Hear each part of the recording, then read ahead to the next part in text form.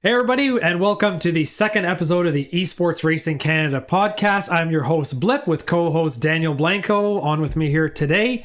We're going to have Jean-Edouard Mailhot coming onto the show again today, so we're excited for that. It's going to be a little bit later, about in the middle of the show. We'll see when he shows up, if he shows up. I'm sure he will. And now, I just want to start talking about, we talked a little bit before the episode here, before starting, about what we were going to do, and I think the perfect spot to start is what's been going on with the community, right? Because there's a lot of stuff going on. Development League has been hot. I know we've been talking about the Formula 1600s, those little tiny cars with tiny tires with no downforce and no power that somehow should be the easiest thing to drive, but are the most difficult thing to drive. So tell me about that, Daniel. Let's open up about that. So since the last time we recorded, there was two rounds, Oschersleben and then Summit Point. The grids are getting bigger.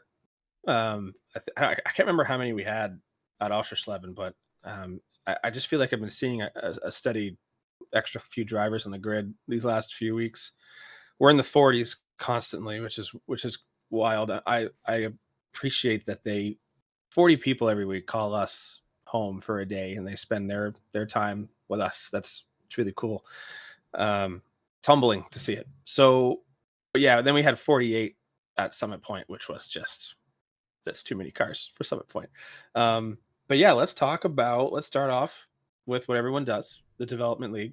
I had to make sure that I ruled out if my foot was still injured from climbing a fence back in Mexico with George. Oh, that's right. Yes. That's how I heard it. Yeah. So slipped and fell off a fence and then hurt my foot. But so I've been at physio for a while. So I decided I had to make sure that it was 100% at Oschersleben. So I decided to do a race in the Development League. And I think I'd like to talk about how freaking difficult that was. Like, that car has no grip. It has no downforce. So it has nothing. I just don't know what I'm doing with open wheel cars. I've probably raced less than 100 in my entire career, maybe races. That's good. I don't know if it's. I mean, it's so low, the amount of open wheel races I've ever done. Okay, and out of all the races, thousands of races I've likely done over my time, and I just have such a hard time adapting to them. And I don't know if do you know Oschersleben? Have you driven that track before? I don't know that track. I've heard the name here and there, but I don't know. I don't think I've ever driven that one. Yeah. It's newish. Okay, well that's why. Yeah. So yeah. Yeah, I want to say it's a few years old now. Yeah. Because I've definitely heard about it. I just know I haven't actually been on there. Unless, is it that one that's like a roller coaster? Are you thinking Lebanon, maybe? Oh, Lebanon. That's the one I'm thinking of. Yeah. Crazy. Lebanon is nuts. Yeah. Okay. That one. And then there's VIR, kind of roller coastery. Well, VIR I've been on in real life, and it is pretty roller coastery. That one is pretty intense. Yeah. There's also, there was another free track. Yeah. Is it? No, it's not Aragon. I feel like I know which one you're talking about. It was in the Radical Championship. Yeah. It's another free. Yeah. What the hell is it called? I know Lebanon was the one I was talking about. That I was, was the one. Anyway. Yeah, when I said roller coaster, that's the one I was talking about. But right, yeah, there's another free track. I can't freaking think of the name of it, but whatever. So no, we raced at Oschersleben, which I kind of like that track. It's flat. It's got some high speed sections. It doesn't really have any low speed sections. I feel like you're constantly leaning right on the edge of like controlling inertia a lot of the time. Like you have to really find a really good balance and how to throw the car. It's not traditional where it's all 90-degree corners. I feel like you really have to get a feel for what you're driving to be fast there. And I don't know if that just sounds like something that's common sense, but I was shocked at how hard turn 1 and 2 and 3. I don't know how that complex works, but I think I actually did the video review for that round too, funny enough, because this is starting to feel familiar. But the turn 1 is you don't really have to put a whole lot of brake into it. You kind of have to just ease onto it and get the car kind of like wound up and planted. But then you need to move momentum in the car smoothly. Like you can't be rough with it. Yeah. So your inputs need to be super smooth. and like calculated. You got to find comfort into it. So I find trail braking super deep into the corner, like it'll start to just rotate from underneath you. So you're kind of on off, but you're on off that short window that you're giving it an input for needs to be smooth. But it's a smaller window of input than I think you anticipate or I anticipated, if this makes sense. Yep. And the back of the car just felt so uneasy, and it was just felt like it was on eggshells. But then once it's settled, it's got so much grip. You could kind of throw it into another corner, and especially turn two as you come back right around turn 2 and 3 or however that works, and then onto the second straight. It's got a lot of grip. As soon as you get back on power, it seems to squat and kind of settle. It doesn't have a lot of power, but I thought I was always on eggshells through this corner. And there's another section where there's like a triple left-hander, which is super fun in this car, and then it comes back into a right again. And if you don't nail it here, you could kind of get the back end upset. And at the end, there's a bunch of 90-degree corners where you could drive it super hard and kind of slide the car in a little bit. And like, it just goes against all this logic, I guess, that I have. I don't know what, I don't really drive much anymore than the stock cars, but it blew my mind driving that round. And I was just thinking to myself the whole practice, I was like, I can't believe they sign up to drive this car every week. I hate this thing. I know. I don't like driving. But I think the thing is it's so terrible that it makes you learn so much, because one of the big things that I learned just from open wheel cars, okay, is that so you're driving if you're driving them correctly, you have, and actually Jean is the one actually that made me notice this for the first time, but he's like, if you're driving them correctly, there's always some sort of slip angle, which is when essentially the car is pointing a certain way, but it's kind of like not exactly, it's pointing a certain direction, but it's kind of slipping in a sense. So you're kind of like not drifting, but you're sort of at an angle from where you should be going, as opposed to the way it's turned. Yeah, exactly.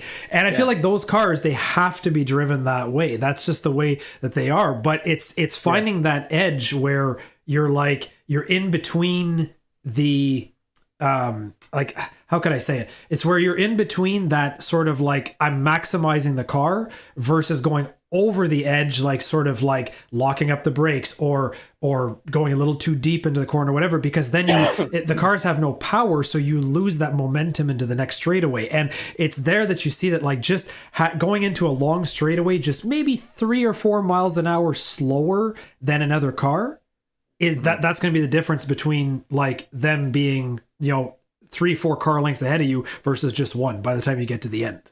Yeah, you make me think of like commitment there. Yeah. Like, yeah, it's a commitment to get the car to do what you want. You have to commit in such a disciplined aspect. You have to be very acute and direct with your inputs and trust it enough to routinely send it, pretty much, under these circumstances. But like you said, it's that neutral steer effect, or whatever, that slip angle that I feel like to acquire it in that car is a very different set of inputs than I'm used to making in like a GT or a heavy stock car, where you kind of whoa it up you're on the brakes for so long. Like if we take a stock car to Detroit, you're on the brakes for so long in a straight line, and then as you start to get it you've been on the brakes for 2 or 3 Mississippis, and then it starts to come around on you. So then you could hold that, but I just find that the window is much more relaxed. Yeah. Versus with this thing, it's like, okay, I have like a half a second, right, to get this right, and if I miss it by a little bit, like the amount of times I looped it in turn 1 at Oschersleben, I was driving myself nuts. And all that whole round was self spins. Like so many people, I'm so curious what they think, but not comfortable enough to routinely, and when you're not comfortable, you're not consistent. So you're not consistently hitting that window of just settling the car into something predictable. You're kind of like over inputting, you're asking too much of it, but you can't feel it. That's, I don't know if it's just me, but I couldn't feel, it was really hard for me to feel where the limit was. I didn't practice a whole lot. I think I ran maybe a couple laps on the time trial before that, and then jumped into the race and just a rove and drove on the day of. I just showed up for practice and just did the hour. But it was up until qualifying until I actually figured out how to get a clean lap in consistently. It was embarrassing. And then like that in the hour that I spent, it was so hard for me to try to get an understanding of what I'm feeling in the wheel. I'm actually so curious. Like I would be very much inclined to go run one of those group coaching sessions with the boys. You know what? I think I would too. We should definitely commit to that. In real life, right? So does this drive like this in real life? Is this actually how they drive? Because I hate it. It's incredible how, and it's just that, and I think the general consensus would be that, until you've experienced it, is that, a slower car is easier to drive. And I think that's correct to an extent, because you're less likely to have to crash or to do whatever, because again, the car just doesn't have as much speed, right? But the problem is that it becomes actually that much harder to do well. So if you have someone who's doing better than you in one of those cars, they will, even though you're driving well, it takes that much more skill to drive that car actually fast for the speed that it's capable of. And it's harder to extract. Exactly. Perfect words. Harder to extract. Exactly. Speed out of the car. Yeah. Interesting. I'm pretty curious. It has shown, and as you were saying that, I was like, well, sometimes I feel the same way about driving the Mazda again, which I honestly hop on iRacing and I just do stock car stuff. I don't really do a whole lot of driving anymore. So I wonder if it was just like me and my recent, like my muscle memory of recent was just like, hey man, this is just so alien from what you've been. It's so different from what you've just been driving. That's all it is. Because maybe when I was starting, I was used to it. Yep. I can't even remember. I just don't drive them. I don't know. It was awful. Anyway, so the race, like the race was good. I noticed, I think, a lot, again, self spins. I feel like there was enough racing room out there.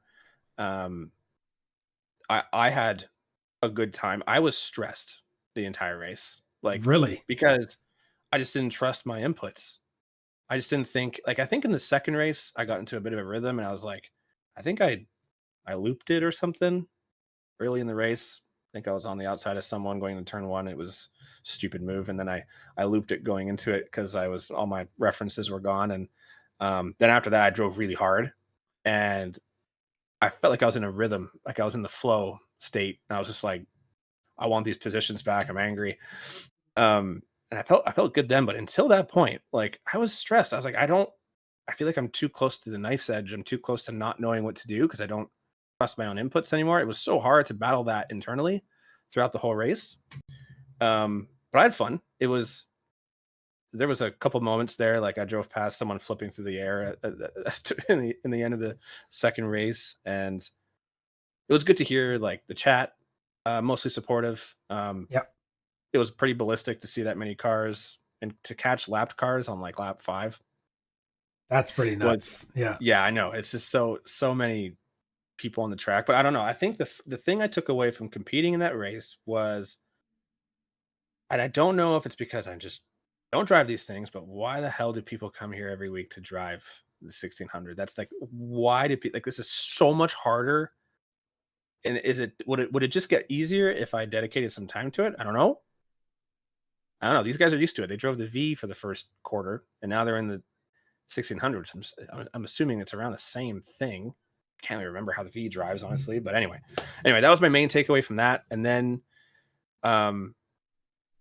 came Summit Point, where it was, I want to say, an entirely flipped script, because I think making an assumption, Summit Point is every iRacing rookie drivers kind of like, oh, I guess I'll get to know this track. And it's kind of like when you're playing Gran Turismo and Laguna Seca is consistently there every year. Yeah. You get to know Laguna Seca. So all the console guys come over and they know Laguna Seca and they know Fuji and Tsukuba or whatever. Yeah. Tsukuba, or that one, right? Yep. We all know those because of those games. Well, yeah, I admit Summit that. Summit Point's one of those. It's the iRacing version. of that Yep.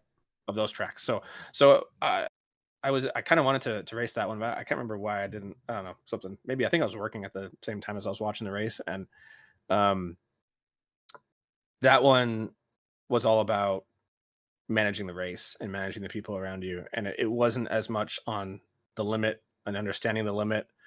That track I find is very predictable, and you're not as much controlling inertia. You're just more so controlling momentum of the car. It's like not a lot of Yep. side to side inertia. It's a very like front to back inertia. So it was more like executing your braking points consistently, not running off, not driving in too deep.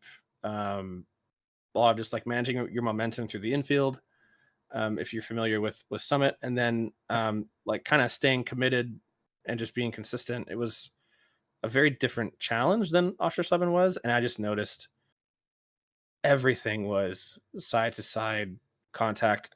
People maybe losing their references while I don't know if you've driven the track before, but you go up the hill there on that left hander, and then you come down the back straight, and it's a fast sweeping right, which you maybe have to lift for immediately into a braking zone that goes left, and it's a hard. Wow. It's like it's more than a 90 because you kind of go back around a little bit, so you kind of almost do like a 180, and I saw a lot of people losing it there, and I think it's hopefulness to try to get underneath someone and make a pass.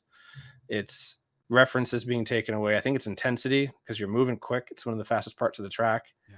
And you completely load the car up on one side going into that corner. I don't know if I didn't drive it. I didn't drive the combination. I could assume that it was close to flat out, if not flat. And then you got to straighten up and then get to the right side before it's the second hardest braking point other than turn one. And then to manage going into that corner, I don't know how the car felt there, but I could imagine that it would feel light if you were moving as you hit the brake and you weren't dead on going in a straight line. Yep. I saw a lot of incidents there, a lot of incidents in turn one, but after going through that 90, that sharp 90 that I just described, there was a lot of incidents of people kind of recrowding back in and getting ready for the infield section. So I saw a lot of just maybe it's just some challenges in terms of managing the traffic around you and observing your gaps to see where you might want to slot into as people kind of spread out like that accordion, like spread out and come back in as they go through a wide entry to a corner, and it funnels down as you go through. And then anticipation, just the anticipation of, all right, I've blown this corner, or I'm about to blow this corner, or I can't see anything ahead of me. Where are my references going to be? Where's my reference on a hot lap? I might want to back off here because I'm in a pack of 6 or 8 cars. So like, what are they going to do? Like your strategy through anticipating what your approach is going to be. I'm curious. I've looked at some of what some of the comments after MR's post-race video. Yep. But I haven't actually watched it yet. So I'm kind of curious at the moment of recording. I haven't watched anything. So to me, it was all about managing traffic and anticipation. And I don't know if you've ever raced on a track like that where we're almost 50 cars. And I don't know if you know Summit Point well, but I do know Summit Point because when I came back to iRacing, and I think it was around 2020, so I did do Summit Point. It was actually my first race that I did as a rookie, I believe, when I came back in. Yeah, that totally. And first race as a rookie in MX5. And all I remember is that this guy... All I remember is that because I don't race with a widescreen monitor because I have motion sickness issues. So anytime I've got like my head wrapped around something and there's a lot of movement, it just all of a sudden the motion sickness just comes up. So single monitor is my thing, far away from it and all that, which is not the most effective way because I really have to like push my seat forward essentially in the game so that I can have a wider, like I guess stuff moves slower, right? It's hard to do that. Yeah, it is hard, but I kind of work it. But that means I also can't see next to me at all. Okay, so I have to go with like my spotter and all that stuff. Well, I remember I did this first race, so I'm going there, and I did really well. Like I think I qualified like P3 on my first attempt. Oh, yeah. So I said, okay. So I go out there, and then of course that first corner. So you go through that first little section and got through the little mess. There was some crashes, and then as you're coming out, I think it's like the first left-hander. So I think you go right, left, and then it's sort of like a sweeping left-hander after that. Mm-hmm. And all the cars are there. Well, there's a guy on my inside, and of course I don't see him. And so I'm just kind of holding my line. I just go to the inside, and then I hear bang, and then this guy goes off into the infield.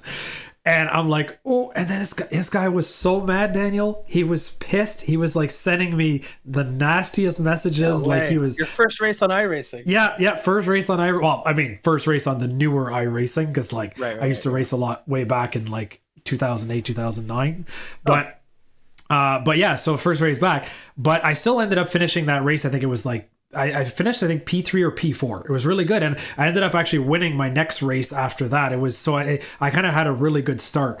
But it was just so funny because, man, like that's where I saw that, man, okay, the toxicity is really here in this if you're racing on officials, which is something that I noticed is not present as much, especially in like the development league and all that. Oh, yeah. Like, it's really clean, and I love it because people, I find, like just get so mad, even just in the rookies. Like everybody's learning, but people take it so personally. Yeah, that's a good point. You know, there's a lot to unpack there because I mentioned it after Summit Point because there was a lot of torn up cars and a lot of incidents, and it was a step back in terms of overall incident count that I just monitor as like a global like measuring stick of progression in the league. And I was like, wow, we're taking 48 of these things to Summit. It's a really narrow track. I think that's still quite normal to see a step back there, but Oschersleben was a huge step forward. There was not a lot of multi-car incidents given the circumstance, but in both races, like going to Oschersleben, I was like, I had the same kind of thought. Like I was kind of thinking I could just go in here and completely mess this up. And like, at least I'm not going to piss too many people off. Like, I'm learning here too. Like I don't drive this car a lot, and I haven't driven Oschersleben too often. I think I've only driven it here. Yeah, I think I've only driven it here for like various development races. And yeah, I made a point after Summit Point to say like, man, you guys have been so good to us. Like there's times where some people are like, hey man, what the hell was that rejoin? What were you thinking? Jesus, like can you not do something like that? Duh. But for the most part, it is respectful, and I think that's also in the moment, right? Because I mean, people get heated in the moment, but I'm talking like where toxicity to the point where like people are messaging you after the race, like personally, you know what I'm saying? Which I don't see in the development league, or at least I don't think we've had any of that. At least it hasn't been reported to us yet. So yeah, so you're right. Like if it is happening, please tell us. Yeah, but, please let us know so that we can kind of work with those people and say, hey, okay, chill out, just take it easy. Yeah, take it easy, man. Like we're all here to learn. Like there's gonna be a tomorrow. The sun's gonna rise. But yeah, no, this crew has been really good. The last two races have been, the track's been getting busier, but the conduct has remained the same. It's been relatively good throughout the entire offering of racing that we have kind of throughout the whole community. But yeah, no serious incidents. I would even say that like the few people that do get hot every week, or it's not really ever the same people. And I think there's a good understanding of what this is. And I'm just curious, like when speaking strictly on the road development league, like we actually changed something for the last race too. We didn't go for a whole invert. I saw this coming where I was like, we're averaging 40 people. So I decided at Summit Point to change it from a full invert to a partial. So we did 25. Yeah. I've looked through some of the comments and kind of like, I guess took note of, but I think that might be something we toy with a little bit more throughout the season, of just like only inverting part of, so basically to give the back half, or the drivers who really they have a longer pathway now of learning and development, to keep them where they, I don't want to say should be, but keep them in a comfortable place on the grid, so that they're not being forced or overloaded too much and doing a top 20 or 25 invert. We're taking the drivers who are ready to be challenged at the front, swapping them and putting them at the front. Right. So I'm trying to toy with that, but ultimately it didn't work because we had a lot of incidents and crashes, and I just felt bad because it looked like it was difficult. So I wonder, like, my question about the Road League is, why do you keep showing up? Is it because of the big grid? Listeners, let us know. Comment on the YouTube video. Let us know in the podcast chat on the Discord. What is working about it? Like, we want to know. Me what. Yeah, like, is it the car? You guys like driving the car? Are you learning something from the format? Is it everything? Is it the fact that we get 40 people? Are you really taking something away from that? Because, I mean, I kind of did. I don't know. I guess I've just been a part of this for so long that I'm observing, and sometimes I just think about it too much from my own perspective. But I don't know. I'm just not an open wheel guy. So I go back, I drive that car, and I go like, cool. I don't want to do that again. Like, get me the MX-5, man. I don't want to race this stupid car, but they keep doing it. So I'm just curious, like, how they feel in it. Yeah, and all those things. But we could talk quickly about too. You know, we have 3 other series going on. Tell us about those. Let's start about the Street Stock series. So the Street Stocks run on Thursdays. Okay, can you explain to me, just very quickly, what a street stock is? I know I can look it up, but I've never actually looked it up. So tell me, very short description of what a street stock is. It's like, I don't even know how to describe a street stock. It's kind of like a beta version of a late model. I don't even know what late model is. You're gonna have to help me out on that one too. Yeah, like, it's got a lot of body roll to it. Visually, it's I don't know. It's an old Monte Carlo, I think. Okay, so it's like a stock car, basically, like a NASCAR type-ish car. Oh yeah, it's completely okay, gotcha. Shell. Like, it's just a rolling chassis and with a 4-speed gearbox, and I don't know how much horsepower. Okay, perfect. No, it's because if there's anybody listening that doesn't know exactly, because sometimes even me, like, as much as I know racing, I hear those words thrown around a lot on the NASCAR side, like late model stock, street stock, but I've never actually asked what is it, you know? So that's but it's kind of looks like an old Trans Am. I don't know. It's hard for me to describe. I don't know if you've ever seen the mini stock that's on iRacing. It's nothing like the mini stock. The mini stock is very, like, it feels very planted and it's very slow. The street stock is quite quick, very lively, lots of body roll. I feel like you could feel a lot in it. And I like that. I like that I could feel the car moving and hear a lot going on. I don't know. That's sort of how I feel about it. I thought it was a great learning tool when I started. There wasn't a mini stock. But it's a car that would be part of the stock car ladder, essentially. Oh yeah. Exactly. I think back when you used to start on iRacing, it would be like that car or the Legends car, right? And I don't know what else you would drive. I'm probably just forgetting about some stuff, but cool. Those are the 2 that I remember. I had options to drive on ovals, and I was like, I don't understand the Legends car, so I'll drive the street stock. But it's kind of like a baby late model. And then I feel like once you move up, you move into D or C class. I think it's D class street stocks. And then you have all these like late model cars that you could kind of move into. And then you could go do some ARCA racing. And I feel like that's kind of there's a lot to unpack with, like, what's a solid next step? Do you go to a late model stock? Because a super late model is like a crazy beast. It's so hard to drive. So, like, what is the clear next step? Do you go to ARCA? Do you do something else? Like, I don't know. I feel like it's mini stock, late model stock, mini stock, street stock, late model stock, and then you go to ARCA. But there's so many different opinions out there. But ours is the street stock. And we went to USA and then Southern National, which are very different tracks. So USA is very flat. It's kind of the summit point of the oval scene. I don't know if you've ever driven USA, but it's pretty fun. It's pretty wide. Long straightaways. I think it has a bit of banking in the corners. Like, it's got some. You could probably run a middle line there and make it work, but I feel like usually you rip the bottom or kind of diamond it a little bit. I can't really remember. But that's where I got, like, my first win, I'm pretty sure, on iRacing was street stocks on USA, I'm pretty sure. And I like it. I think I've always had, like, really good battles there. There's a lot of room to race. Our street stock series has been quiet. I think we're averaging like 10, 12 people a race, but we're just trying to, that's in its first edition, you know, so we're hopefully going to see some growth there. And it's good to see some new names too. But Southern National is really interesting. So Southern National is I feel like it's shorter straights, but more banking. So I didn't I didn't really follow up too much about what the grid was really saying after the race, but a lot of banking, I thought, and I wonder if you could use multiple lines there, because I don't know. I don't know if I've driven it before. I probably have, but I can't remember. So to me, it sounds like a riot in the street stocks. I think that would be like a really good race.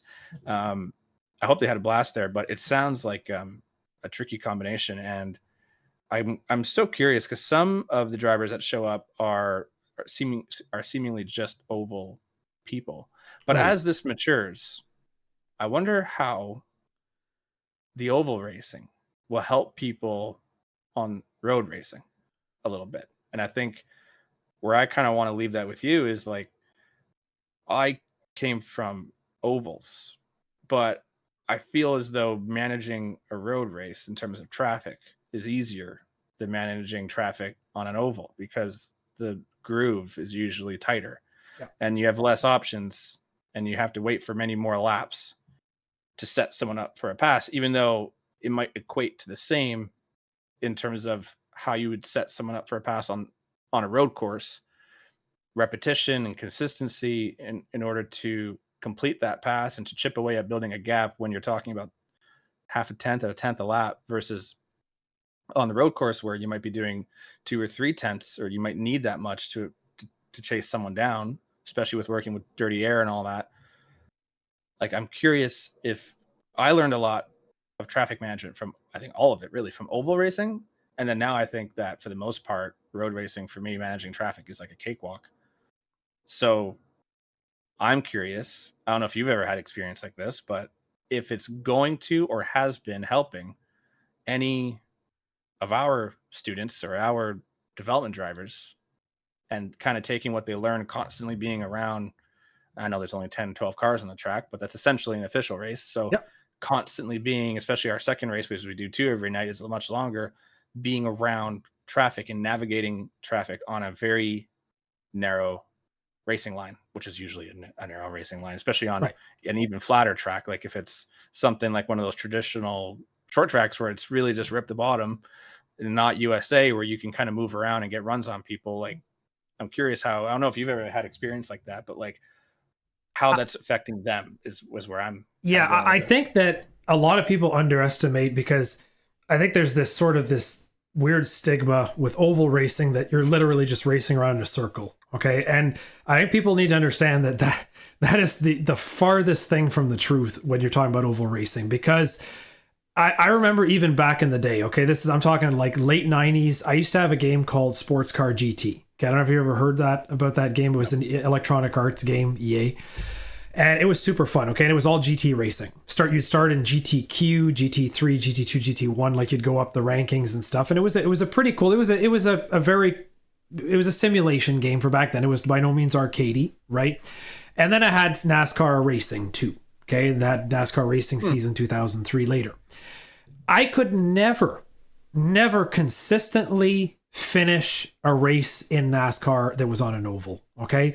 That is the most difficult thing to accomplish, I find, if you're not used to racing like in ovals, because the thing is the cars are so tight together that any sort of bounce that you get, any sort of the changes in the pavement, and the cars are constantly going, like I'm doing it with my hands, it looks funny, but they're literally doing this the whole time that you're driving around this oval track, even though on camera it looks like, oh, they're just going around, but there's so much movement happening, and one little mistake and those cars are literally almost impossible to recover from once you start spinning out at those speeds. Whereas in sports car racing, you think, oh yeah, well, I'm going left, right, there's braking zones, there's this and that. Yes, there are, but at the same time, you get into a rhythm, you know your braking points, all that, and then you're good. But then there's not always a car next to you. Whereas I find in ovals, there's almost, I would say, like 90% of the time somebody next to you. So what it teaches you, I think, is it teaches you how to drive. For me, oval racing teaches me how to drive next to other people while trying to still get the most out of my entry into the corner, hitting the apex and then exiting, having to do potentially a slightly different line, just like if you're on an oval and you might not be on the optimal line, but you gotta work with what you got based on the traffic and what you're going through and all that. So I think it's a very good learning tool, and I think it's honestly underused. Yeah, I would have to agree. I don't know how others feel about it. Just I'm obviously biased. I came and started and I've spent most of my life like looking up to and watching a lot of stock car racing and doing a lot of it myself. But I feel like it taught me everything I need to know about using my peripherals, and just almost like if you use your peripherals to pass a guy, you kind of almost get used to the momentum that you've seen yourself build on him. And you know that in maybe one Mississippi or Mississippi and a half, you're going to clear him. Yeah. Just because you get into that rhythm and you're like, oh yeah, okay, I'm going to have enough here. Or you come off the corner and you think he kind of hung out, like, and you could just look at your peripheral, like your reference, just real quick, look at him and, oh no, he's going to be there. I can't close the gap all the way to the wall. And I just think then you go to a road race and you're able to survive the first few laps of a 48 car field at Summit Point, because you're kind of used to seeing so much chaos around you that you're like, oh yeah, okay, if I just settle into this, or if I shoot this gap, I'll be able to, I could tell where everyone's going to go here because of all the chaos I've survived on short tracks. And then honestly, while you were talking there, because that was a great point you brought up, super speedways. So I used to be crap at super speedway racing, especially back in the day, like on old sims, like R Factor, VHR, and then NASCAR Thunder back in the day. I was terrible, but I was always like following tightly the car in front of me. I was always staring at his bumper and like overreacting to his movements. And then at some point I hit a breakthrough. I was like, just drive your own line, just in your own head, just keep it on whatever lane you're in, just like keep it on the white line and just react to what's going, let's keep an eye on what's going on around you. And then all of a sudden I noticed that like in recent days, it's like, what I take away from a super speedway race, whether it's at the traditional super speedways or just at like bigger tracks, like the newer Atlanta,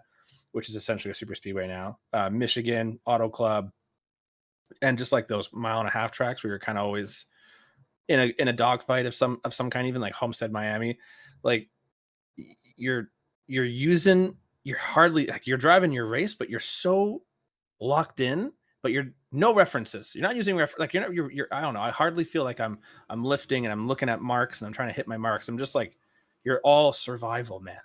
You're just constantly trying to survive and then trying to time your runs. It's such a mental game. And I was like, current day, I think I learned so much more from like a super speedway race that would take me, if I was to look at what made me survive 48 cars at Oshawa or wherever it was. Yeah, it's the stuff that I do when I take super speedway racing seriously, because I'm not always trying to win on the whatever. I'm trying to just like work my way there and chip away and not make any crazy uncalculated moves. But essentially it's super speedway racing that I attribute, and it's different for everyone, that helps me survive races like what we host every week. Yeah, you know? No, and you're entirely right, because where I see the most incidents in any sports car race, any even open wheel race, is the first few corners. It's that first lap where the pack is together, everybody's racing close together. And I find that when people get most stressed is in those moments when they're trying to get a gain, but they don't know how to get it because they're off their racing line, and they're that. And I think that having that oval experience might get your sort of like your stress level down, because now you've experienced that, you know that. So even spending maybe, even if you're not because it's becoming pretty clear to me now that, like, you know, if you're looking to be an open wheel, right, driver, you need to focus on the 1600s in the development league. If you want to go into like NASCAR stuff, stock cars, you need to be in those street stocks, right, in the development league. But now you kind of, as we're talking about this, you kind of see how maybe dipping your toes into something that's not in the same one is good, because it gives that experience. Even I can tell you, like, even just from real life stuff. Okay, if you watch an IMSA race, okay, in let's say Michelin Pilot Challenge, or even the Rolex 24, watch the guys, okay, that have NASCAR experience on the bankings and on the straightaways. They are side drafting the crap out of the other drivers. Okay, it is insane to watch them go. It's a comfort thing. It's a comfort thing, and not just that, but you'll also see how they feed back and forth. So like guys that are maybe in, they're in like NASCAR Cup, or maybe the like what used to be the Nationwide Series. Right. They will be they're going to basically be in there driving sports cars. Even like Ford in their development program have people going into the GT4 cars from the higher up NASCAR series to practice driving cars on road courses and all that stuff. Mm-hmm. And it's pretty cool to see, because they're kind of developing their skills as they go. It just goes that like it goes both ways. So if you're, let's say, somebody who's doing Formula 1600, dip your toes into street stock, I would say, because maybe you'll, even if it's not something you pursue long term as an iRacing career, then at least you're going to have that experience that might help you. Yeah. Right. You're going to take something back from that. Exactly. Sure. There's a lot to respect about the art of oval racing, but sometimes what I don't realize as much is I get all of my spatial awareness and my just racecraft management. It's all from oval racing. I wonder how it would have been different if I started on road, but I'm only speaking from experience. So, and I'm curious too, because so since the last time we recorded, there was the GT Challenge did a race, the F4 Challenge Series did a race. So the GTs, I'm curious how much of a jump it is, because we do see a lot of the development drivers go up, and the grids are quite small too. We're seeing again around the other series we're doing. It seems that the Wednesday night thing is the big event, but the grids are quite smaller. But there is quite a jump, I think, to TCRs and GT4s. And I wonder, if we think about what we learn, I wonder how big it's got to be a huge jump for me to go back and now drive the 1600 and then go into a GT4 car and be like, okay, well, almost nothing here really translates. Like I feel like I'm back to being comfortable again in a GT4, and maybe it translates to the TCR a little bit better, which is kind of why we have it there in the series, because I think that's a more comfortable car to drive. But and I think that's just open wheel. I don't know. I got the F4 car, like the one that's sitting behind you on the screen right now, like that.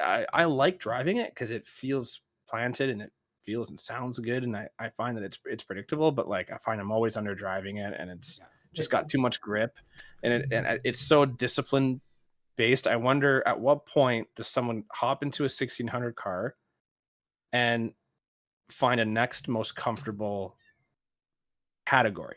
Out of all the people, the 40 people every week that are driving the 1600, do they want to stay in open wheel?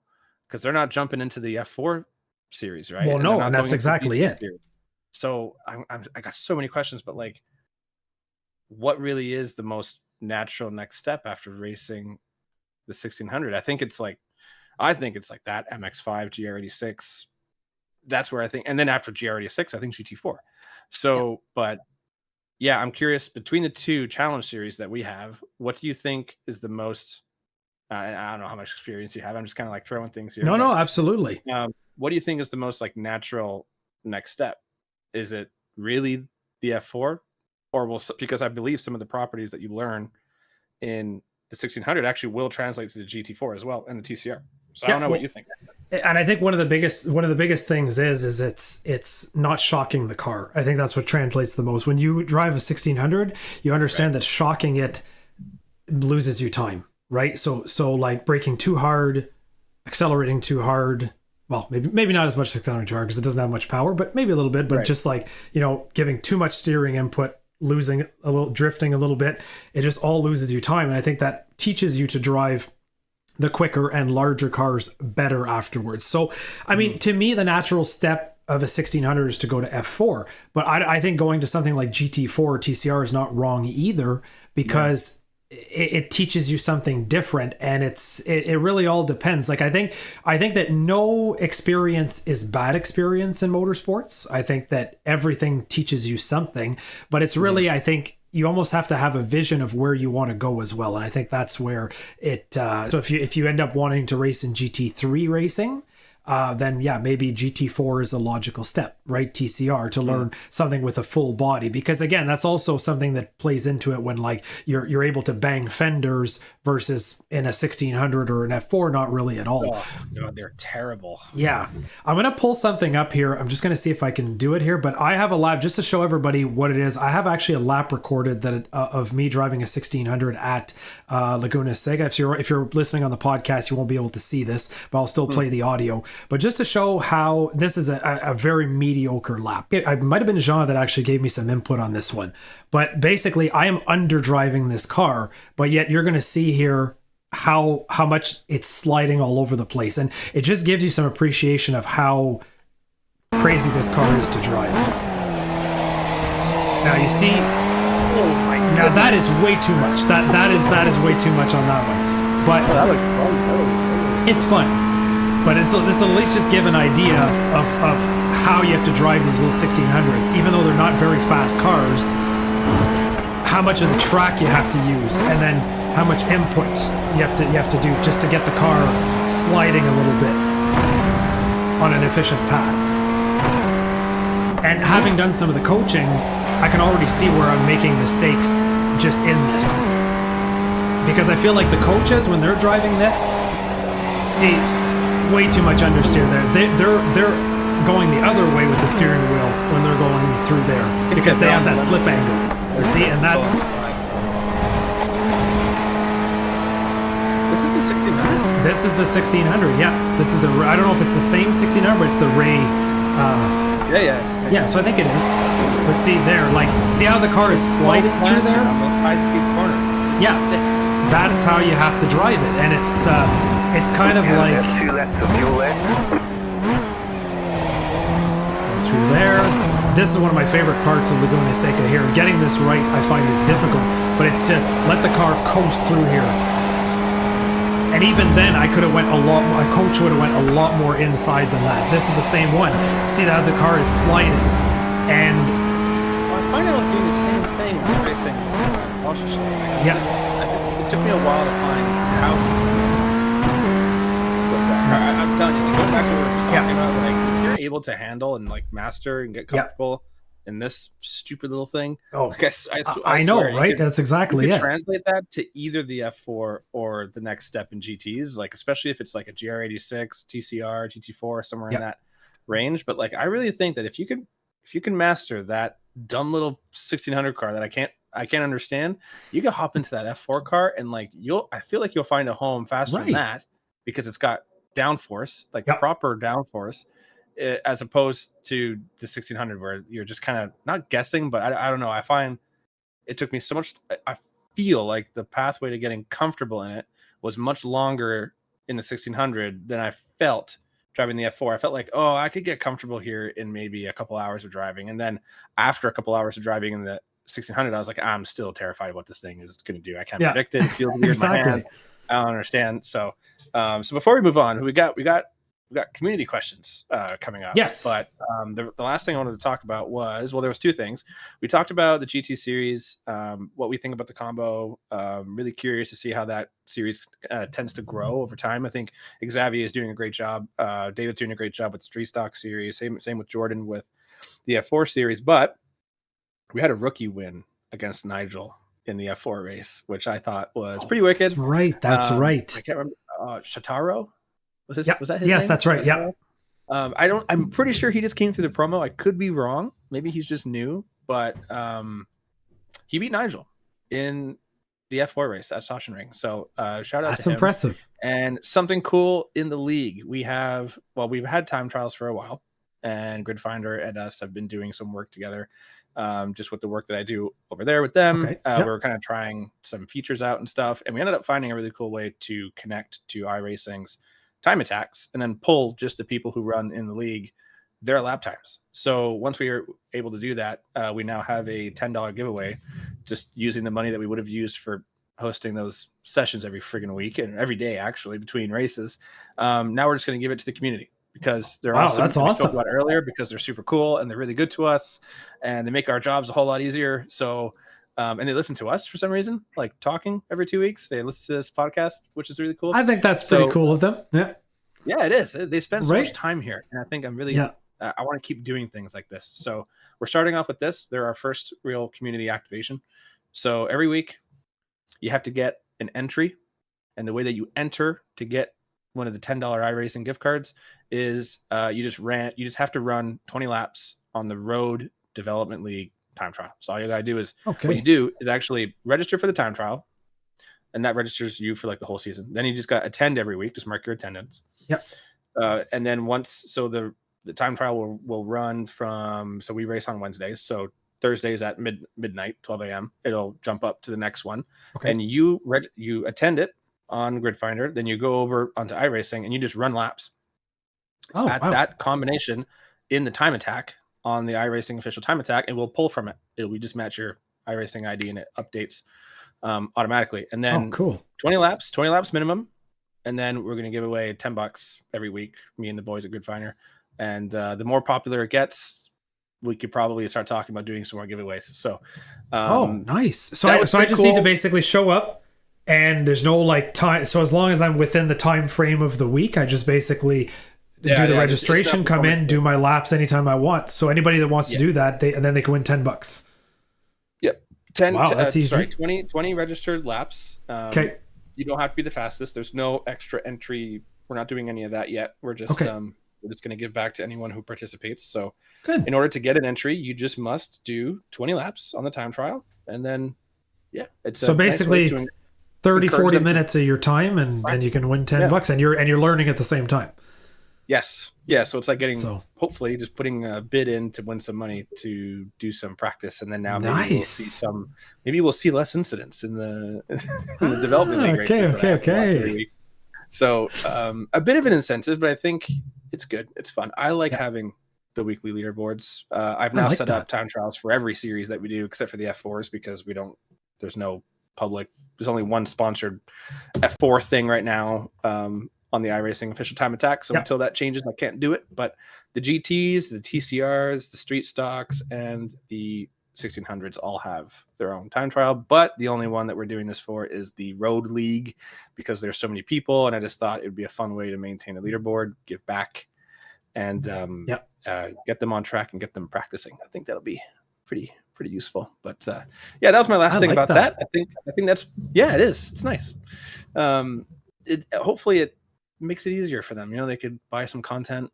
And I think it's nice to actually, I hope there's more of this to come. Like, I'm trying to work on getting more partners involved and to activate more and put as many Canadian brands in front of us as possible, so that we could do some glove giveaways, sim racing socks, shirts, hats, apparel, and we'll work our way up there. But the community's been really good to us, so it's time to start rewarding them. Well, what I'm going to do too is I'm going to link Grid Finder down in the description, so that way if anybody wants to check out what they do, because that's great. I think it's a great partnership. I mean, it gives, for literally, you're basically just going to be doing some hot laps, having fun. You have a chance to win $10. It's every week, right? So that's the day after the development race, we'll do our draw.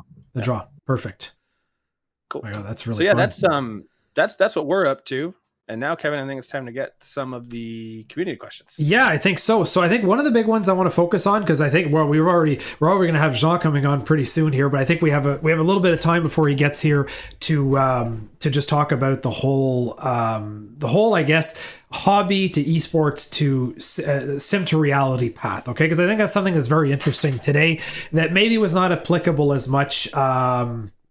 When all of this started with iRacing and all that back in the late 2000s, so back then people used to kind of laugh, sim racing, it's funny, like it's just games, it's whatever.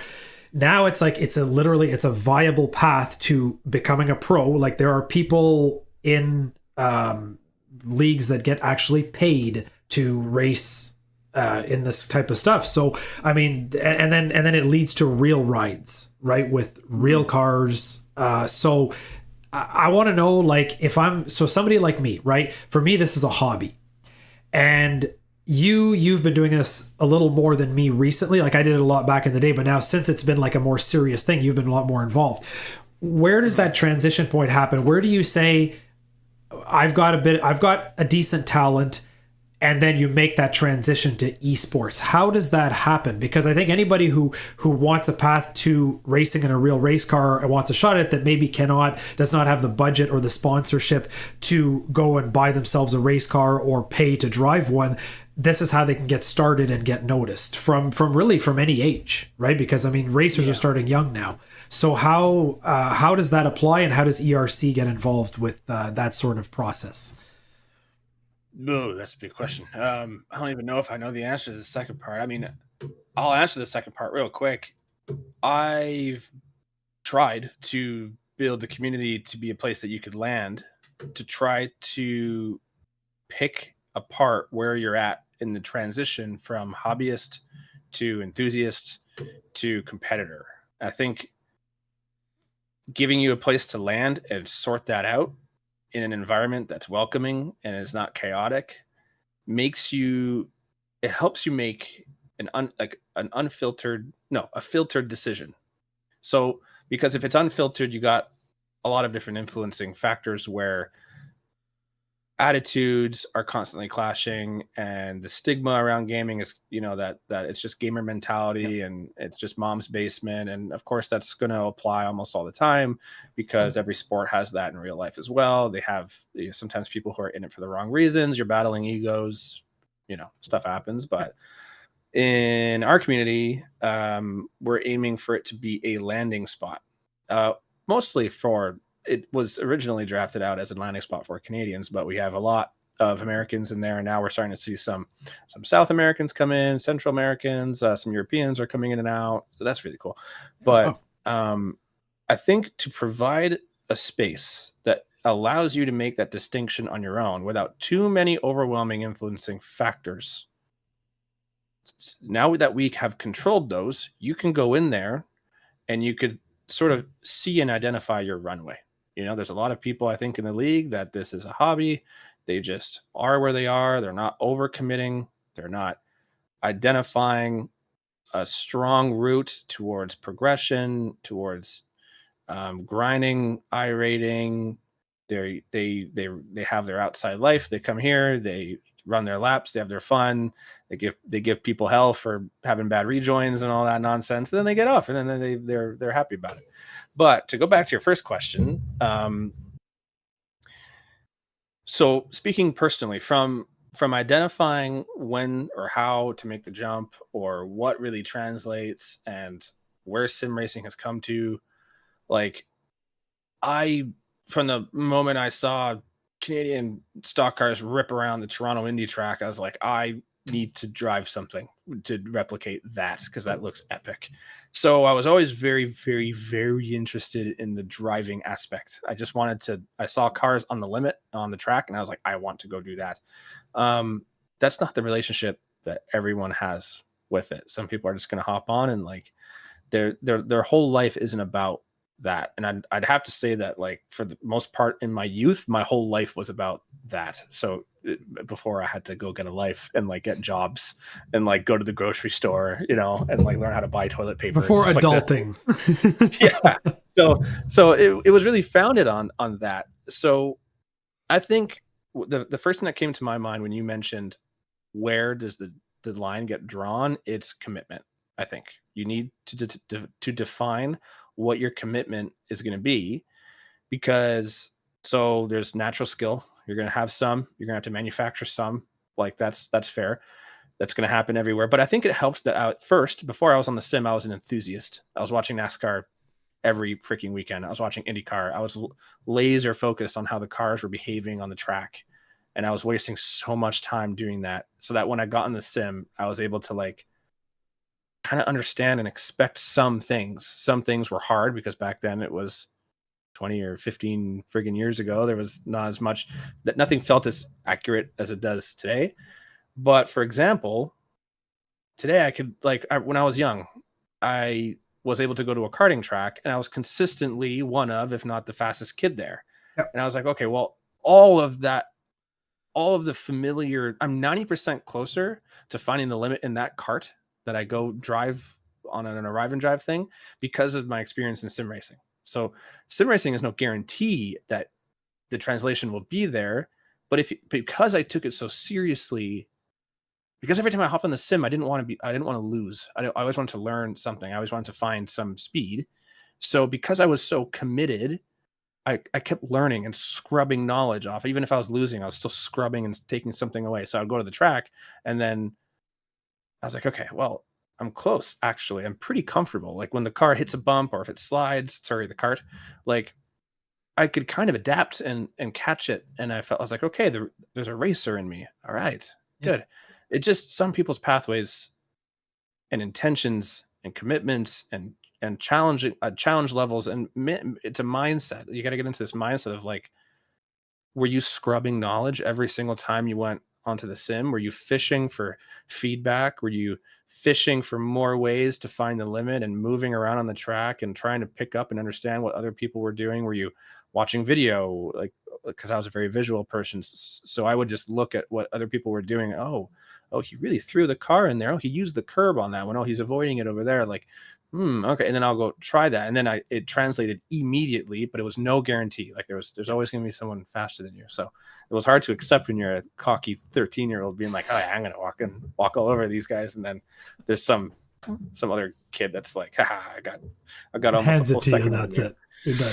Yeah. But yeah, I don't know. So I don't know how much of that made sense, but well, it makes a lot of sense, because let me say something. Okay. And this is one thing that I find is very cool with sim racing. Okay. And this is, you could argue that it wasn't the case maybe 20 years ago, but today 100% it is applicable. When you play, I would say the majority of other esports. Okay. So you play, let's say you're playing some sort of EA Sports, hockey or baseball or football, whatever. You playing on your Xbox controller or on your PlayStation controller, PC, keyboard, mouse, whatever. Oh yeah. Yeah. It does not translate to picking up a hockey stick, picking up a baseball bat, right? Throwing a football. I jumped right over that before. That's it's not the same thing. You can learn the plays, you can learn the terminology, you can learn that stuff, but you're not going to learn any of that. Sim racing, though, and I can tell you this from experience, because I have driven a Formula 2000 and in real life, and I have driven other sports cars and things like that. Not like to any professional level, but just I've had lots of training in them and all that. And I've done sim racing. And outside of not feeling, I mean, unless you have a full motion sim, but that's a whole other thing. But you outside of not feeling the effects that are happening with the car, under your seat, which I admit for some people is harder than others. Like for me, I prefer to feel what's going on under me than not. I find it's more difficult when you don't. But the techniques you use, the steering inputs, the braking, the accelerating, all of those techniques are 100% translatable into the real thing.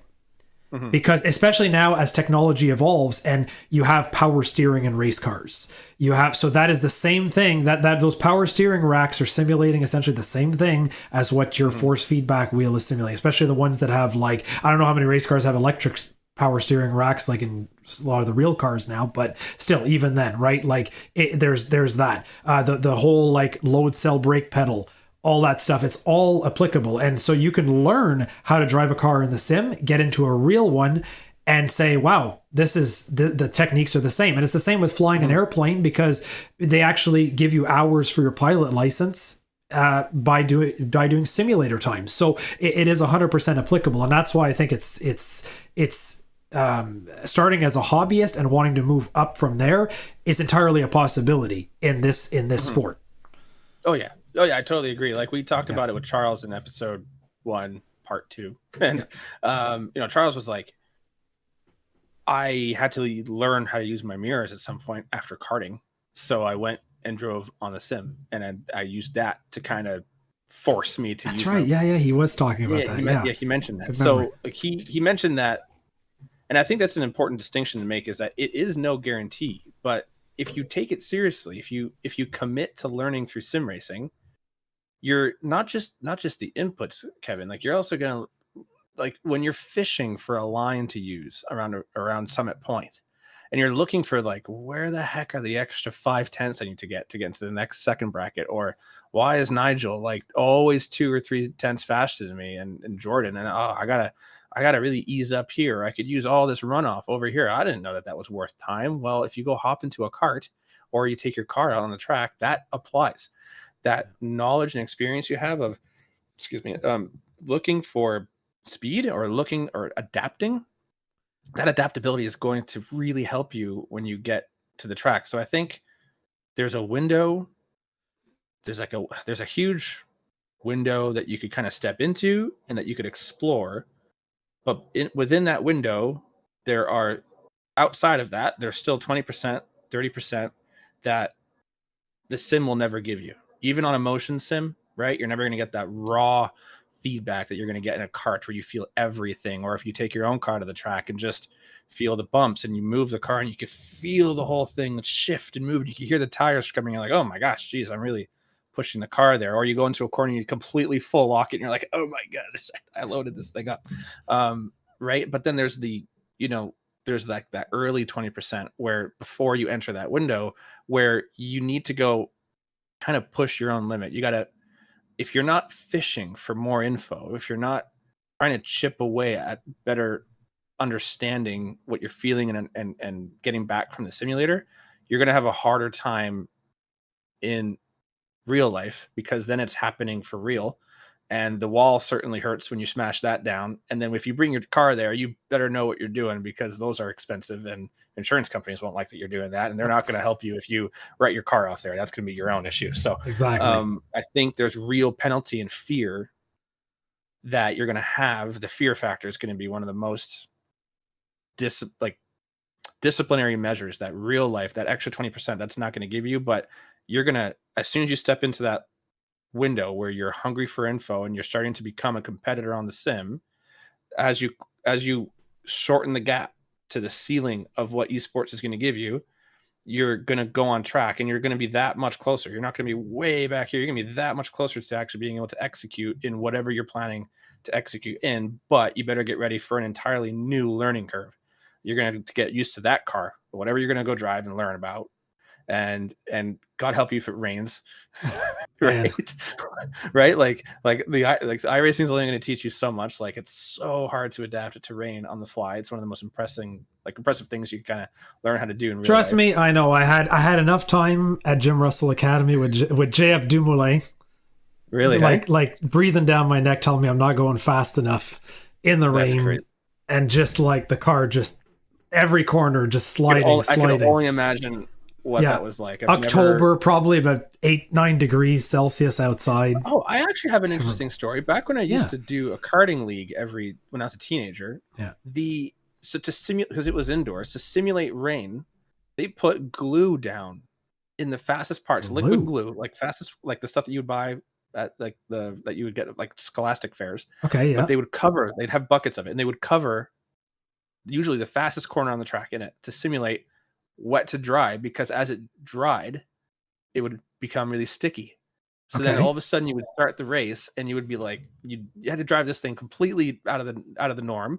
You'd have to kind of like anchor your way in there and kind of commit, but slide to the wall, and it would be really weird. And then all of a sudden one lap it'd be like, it connected. Something connected there. And then that guy, that freaking guy that would run around the track and dump glue everywhere, he'd go dump it across while you weren't looking and there was a yellow or something. He'd go dump it at the end of the long straightaway at the back end of the track. And then he would do it there. So you would have grip over here, and then you go through that corner, you would slam into the wall, and you'd be like, oh, okay, guess it's wet there now. That's interesting. Really cool. It was cool to see, like, oh, how much could I commit through this? And I was a teenager. So it was like one of those things that's like, oh, he put glue here. Oh, okay, I'm gonna have to wait for it to come. So it was a matter of like adapting every lap and being like, okay, well, it's gonna get drier the next time I'm there, but I don't know by how much. So I'm gonna have to give it 60% this lap, and then 63, and then like 66, then like 75, and then 80, and then I can finally hold it flat. That was a really cool thing. I'm sure you didn't. I'm sure you never experienced like that. I know, I've never heard of that. That's I'm kind of going like, what? Put glue on the track? Yeah. If I ever have like the privilege of having like my own karting facility one day, I feel like that'd be so cool to like give back and like teach kids and have my own camps and stuff. I think that would be like the first thing I would do. Is be like, hey guys, watch this, and then like just dump all the, and they go, what's that about? And then it dries up over time, and you're like, wasn't that cool? Yeah. But yeah, I think that was a really interesting topic to go through. Yeah. I think you need to reflect if you're gonna decide on like, what is it a hobby? Are you competing? Do you want more out of it? If you do want more out of it, you got to commit. more. You got to open your mind up, and you got to really scrape knowledge away. There's always going to be a limiting factor of everyone's got that built-in skill. But I think if you look at people who are successful, a lot of it is they were kind of born into a racing family. Well, you can manufacture that skill. I think through pure grind and just dedication and commitment, you will eventually get there. So many people learn. You got to figure out how you learn. Like, how are you a visual learner? Do you need to read it? Do you need to write it? Right? Like that. I drive through feel. So I just have to feel, which is why I sometimes I can't feel anything through the sim. I don't get enough. Like, I'm really curious. Like this year I'll be tracking my car for the first time. You know, George will be racing Miatas all year long. I think he's had, or today we're recording this on Sunday. Right now he should be at Shannonville ripping a Miata around. I don't know if you knew that. No. I did not know. I knew he was doing Miata. I didn't know he was racing today. Yeah, that's why he's not free for the coaching session tonight, which I haven't seen. But yeah, I'm pretty sure today's his test day at Shannonville. Wow, man. So that'll be the first time he's driven a full-size car around anything. Like, I don't know if he's driven a car, like full-size car, even before. I don't even know if he has his license. Do you have his license? I can't remember.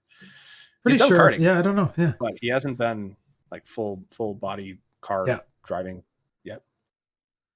Oh, that's pretty cool. Yeah, and it just goes to show that. See, and George is the guy who I know. You know him much better than I do, but I've come to know him pretty well in the last 2 years, and it's just really like, it's been cool to see him, because when I started following him on YouTube, he was doing Arrive and Drive karting. That was one of the first videos I saw of him, and now, and you know, of course, like he's again top 40 along with Jean and Charles and Christian, right? Top 40 North America, like doing PECCNA. He basically is a sim racer who is now transitioning to real life racing. And that's pretty cool. I mean, that's a perfect example of what we're talking about here. Yeah. I'm really curious. I think having him on next, if we can get him on and to talk about what he felt, right? Like I've done a couple of in-person races. I actually have an interesting story. Like a few years ago when I was driving at All Track Challenge, which is another Canadian league, they have a crazy setup. They have their main series runs every Sunday. They have Monday through Thursday feeder leagues. Essentially, it's almost kind of like what we do here in a sense. I actually just thought about that, but they have everything. They got like dirt oval Monday, open wheel Tuesday, or is it the other way around? Anyway, there's GT racing, there's oval racing, and then they do something. I think in May they're doing, or is it this month? Oh, I gotta go check on that. They're doing V8 supercars on ovals, which sounds incredible. Like, I have to go check that out. I'm pretty sure it was this month, so I gotta see if that race is tonight. But they, Emmanuel, who runs the league, is super well connected. He's just a huge racing nut. He's a charming dude. I think anyone who hasn't checked out what All Track does, you're certainly losing out. You should go check out what they do. They have a really cool format over there. But he participates with a lot of other All Track drivers at this race every year at Autodrome Chaudière. Okay. And it's called the Enduro. And there's an Enduro 200 and an Enduro 300. I don't know if I ever told you about this, but I did when I met Emmanuel. He was like, "Hey man, we have a free car this weekend, so why don't you come down and like race with us?" And it was like this basically a scrapyard Honda Civic that was still strong enough to be in a race. Okay. And they just like stripped it down, put winters on it, spray painted my name and number on it. And then I did, the thing was 300 laps around Autodrome Chaudière. Yes. Whoa. It was insane. It was 4 hours, I think, something over that. It was my first oval race. I can't remember. I don't believe I've done any road racing with a car.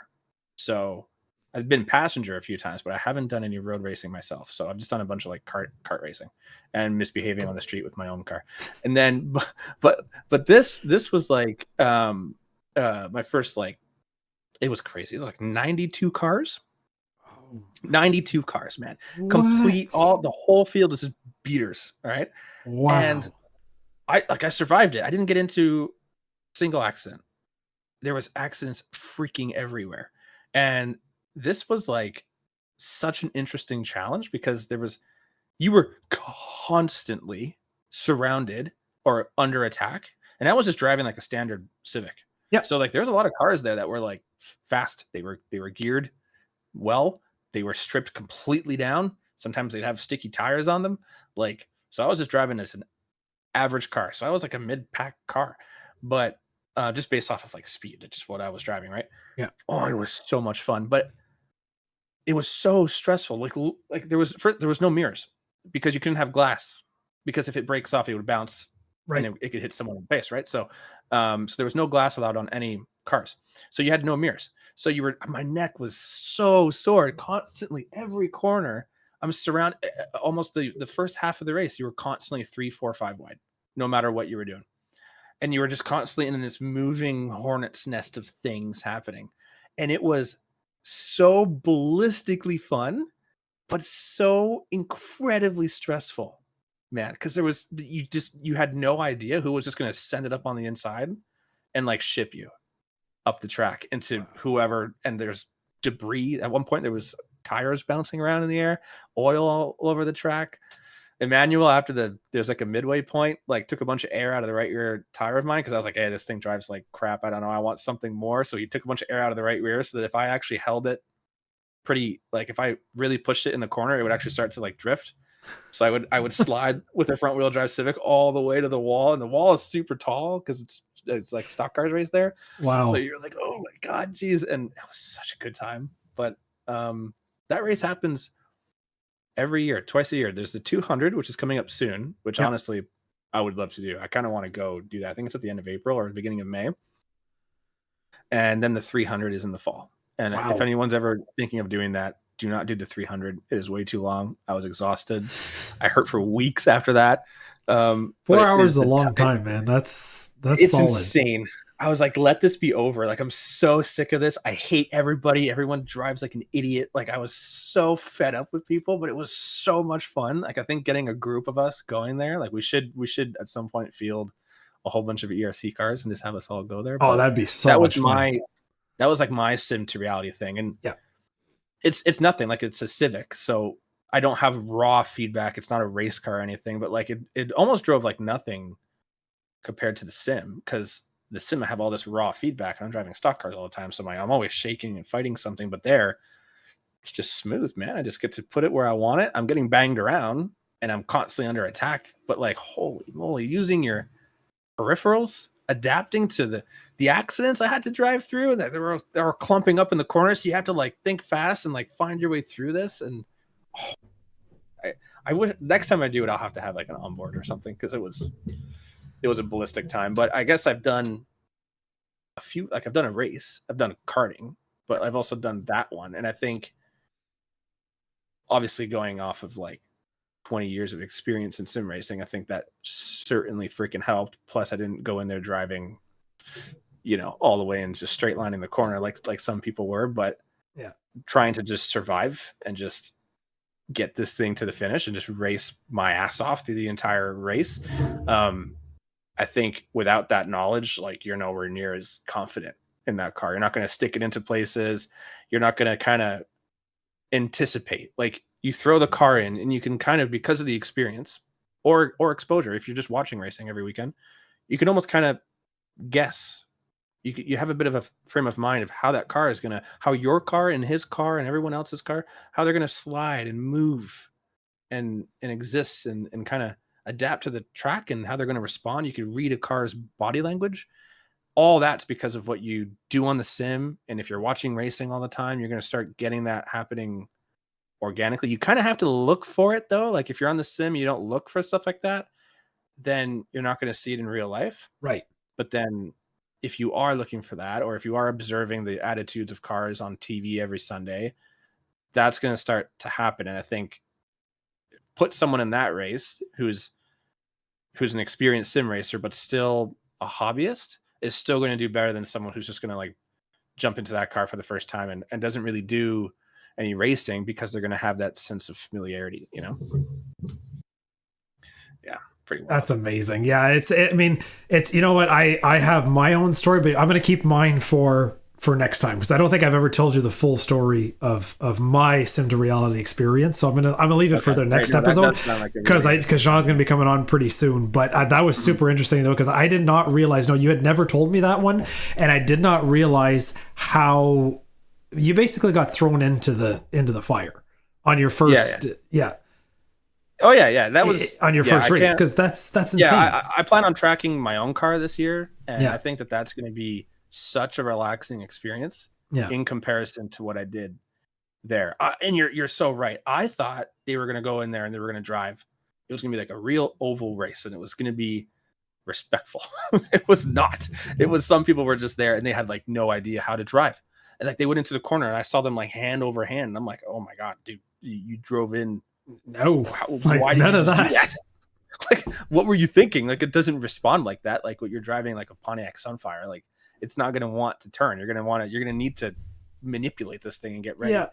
And it was insane. Like, you could go look up the race on YouTube. You could look up like, I don't know what it's, it might be sponsored, but you could look this up and you could see the previous years and iterations of the race. And there is one where I'm in it. You could see from another driver's perspective. Occasionally you'll see the dark red Civic that I was driving with the orange 57 on the side, and the Blankinator on the back bumper or something like this. Like, you could see it, but it was crazy. Like, I would never want to do I don't know. I'd have to have a few drinks before I do the 300 lapper, because that one was just too much.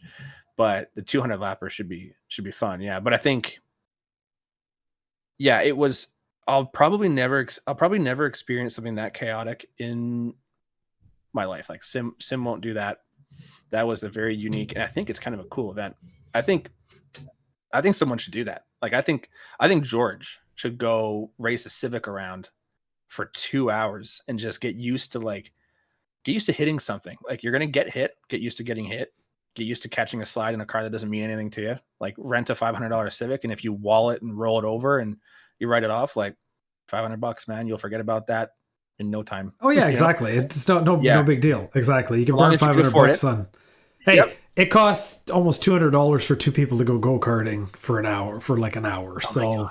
Yeah. So when you look at it that way, I would very quickly, immaturely, stupidly pay $500 to go do that again.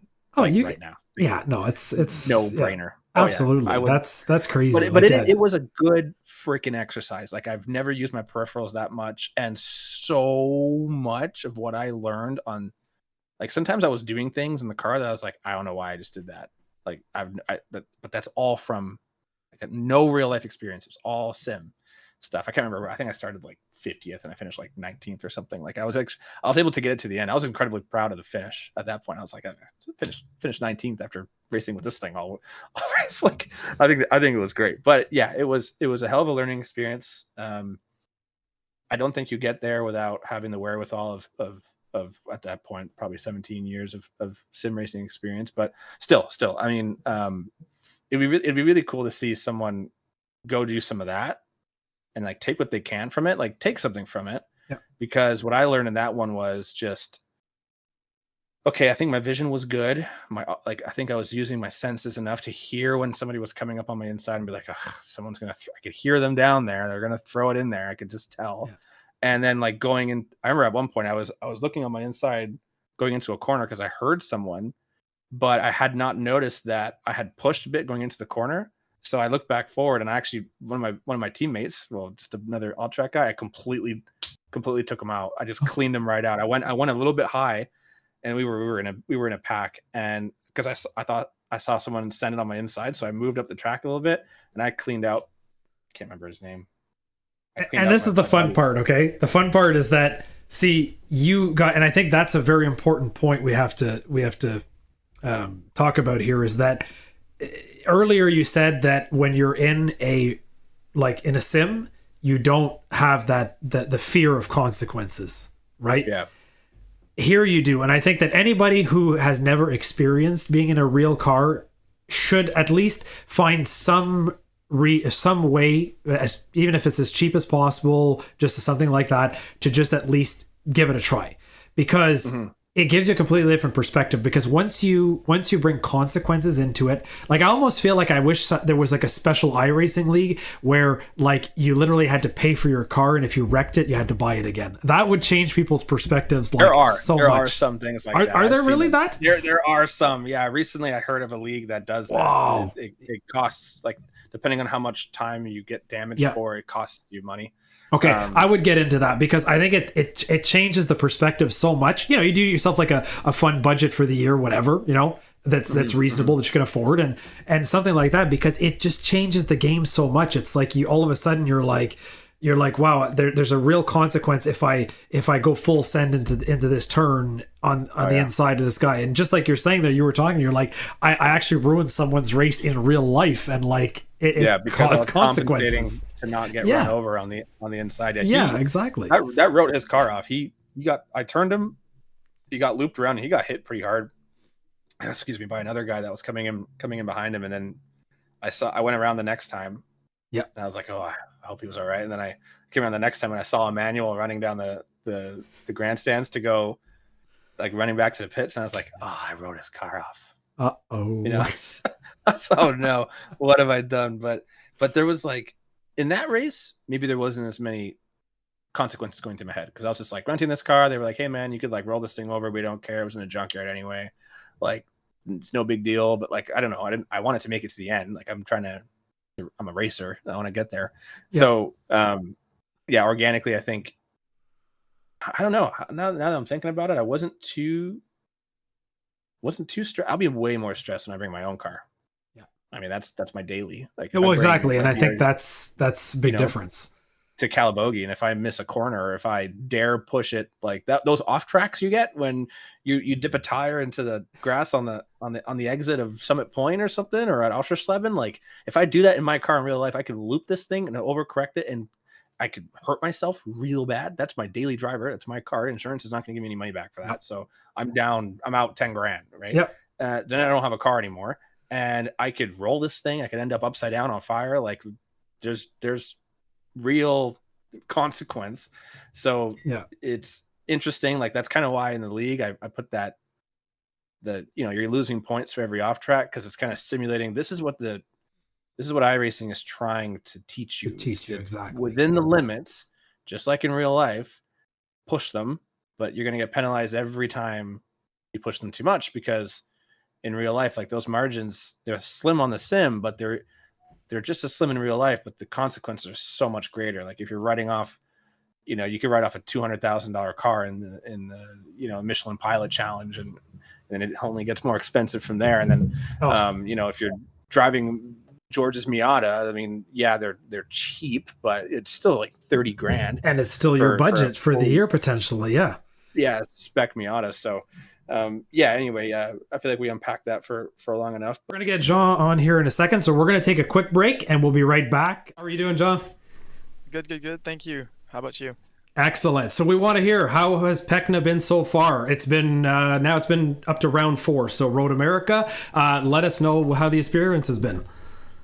It's been fun. It's been pretty steady for me. I haven't had any I'd say major breakthroughs. It's been pretty much the same for the 4 races now. We're past the midway point. There's 2 races left. I'd say it was it's nice. I'm getting sort of in a rhythm, so it's sad it's only 2 races left, but I really enjoy it. Yeah, it's really fun. Well, hold on though. No major breakthroughs. I hear you got a fastest lap of the race though at one point. that was something. Temporary. It was fun though. It was funny to see, but it was like I think it was start of the race, and then someone else clocked a bit faster afterwards. But it was a good feeling. Was that this past one? Yeah, it was Road America. Okay, I think it was at like the 20-minute mark of the race. If we look through the stream here at some point, I had a pretty good quali this time around. Right before the last lap of quali, I was 10th, and then for some reason everyone went crazy, and I got thrown back to 17th. I just saw you there P17 because we got it up on the screen here, and I think I just saw Charles in P20, right? Yeah. So I was surprised by my quali. Actually, I hadn't really practiced for Road America all that much. I was more relying on all the practice I had done for the time attack, since it was the same track since last time. So it worked out for me, You're but right. Yeah, right. yeah, it was basically no practice. I had like 2 hours or Well, something. George was the furthest back ERC car at 28th. That's pretty Yeah. decent. Yeah, yeah, it's good. Solid group effort. Hell yeah. No, it is, and I mean it's a tough field. Like I watched a couple of the races. I didn't catch Road America, unfortunately. Haven't watched it yet, but I plan on watching it. But it seems like especially up at the front, there's some of the drivers that are very consistently up there. And like for as far as our ERC coaches, so you were the top qualifier in this race, this past one. For this time around, yeah, that was fun. That was nice to see. Usually it's Boucher. Yeah. And Christian is not really in ERC, but he is, and he's always qualifying Right. really Yeah. high. He was 33rd. I just saw that on the grid. I guess I Oh didn't yeah, pick up on that Christian. Oh, earlier. Yeah. sorry. Yeah, he didn't quali this time around pretty well, but he did finish 9th, so I'm not gonna bash him for it.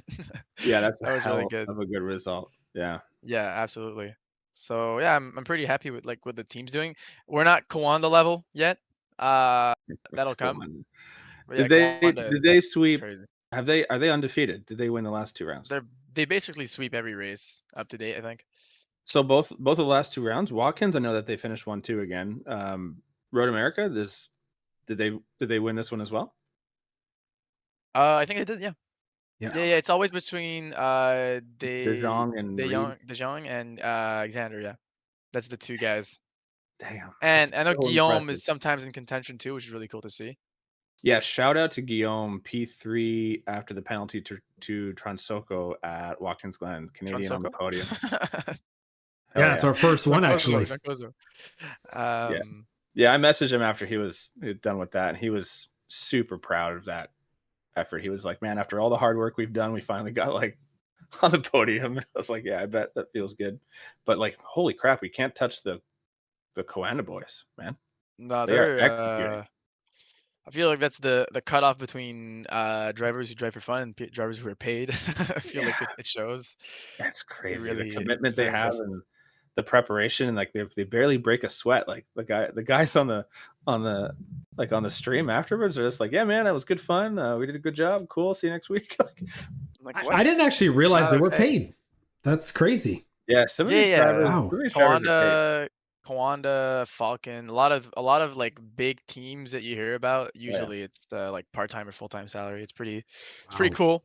That's sort of the goal. Just like in real life racing, you try to get salaried out of it. You know, same Yeah, thing. yeah, it's starting to become a thing now. Yeah, it's really cool.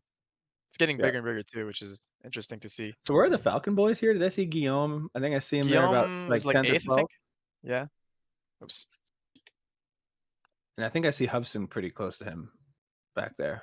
Yeah, you can see with the colors and stuff. So Yeah, they're mid pack to the front. So So they're did there. you say we're watching them on the pace lap right now? Did you say that there's another lap one incident, Jean? Yeah. Yeah. So there was like two different incidents in the same turn one. Oh So no. one driver, I think, was so on the inside he broke on the grass, and that threw him to the left. So he just like bowling balled everyone. And Oh then boy. another guy, I think, tried to dive like a couple cars back, and he also killed a couple people.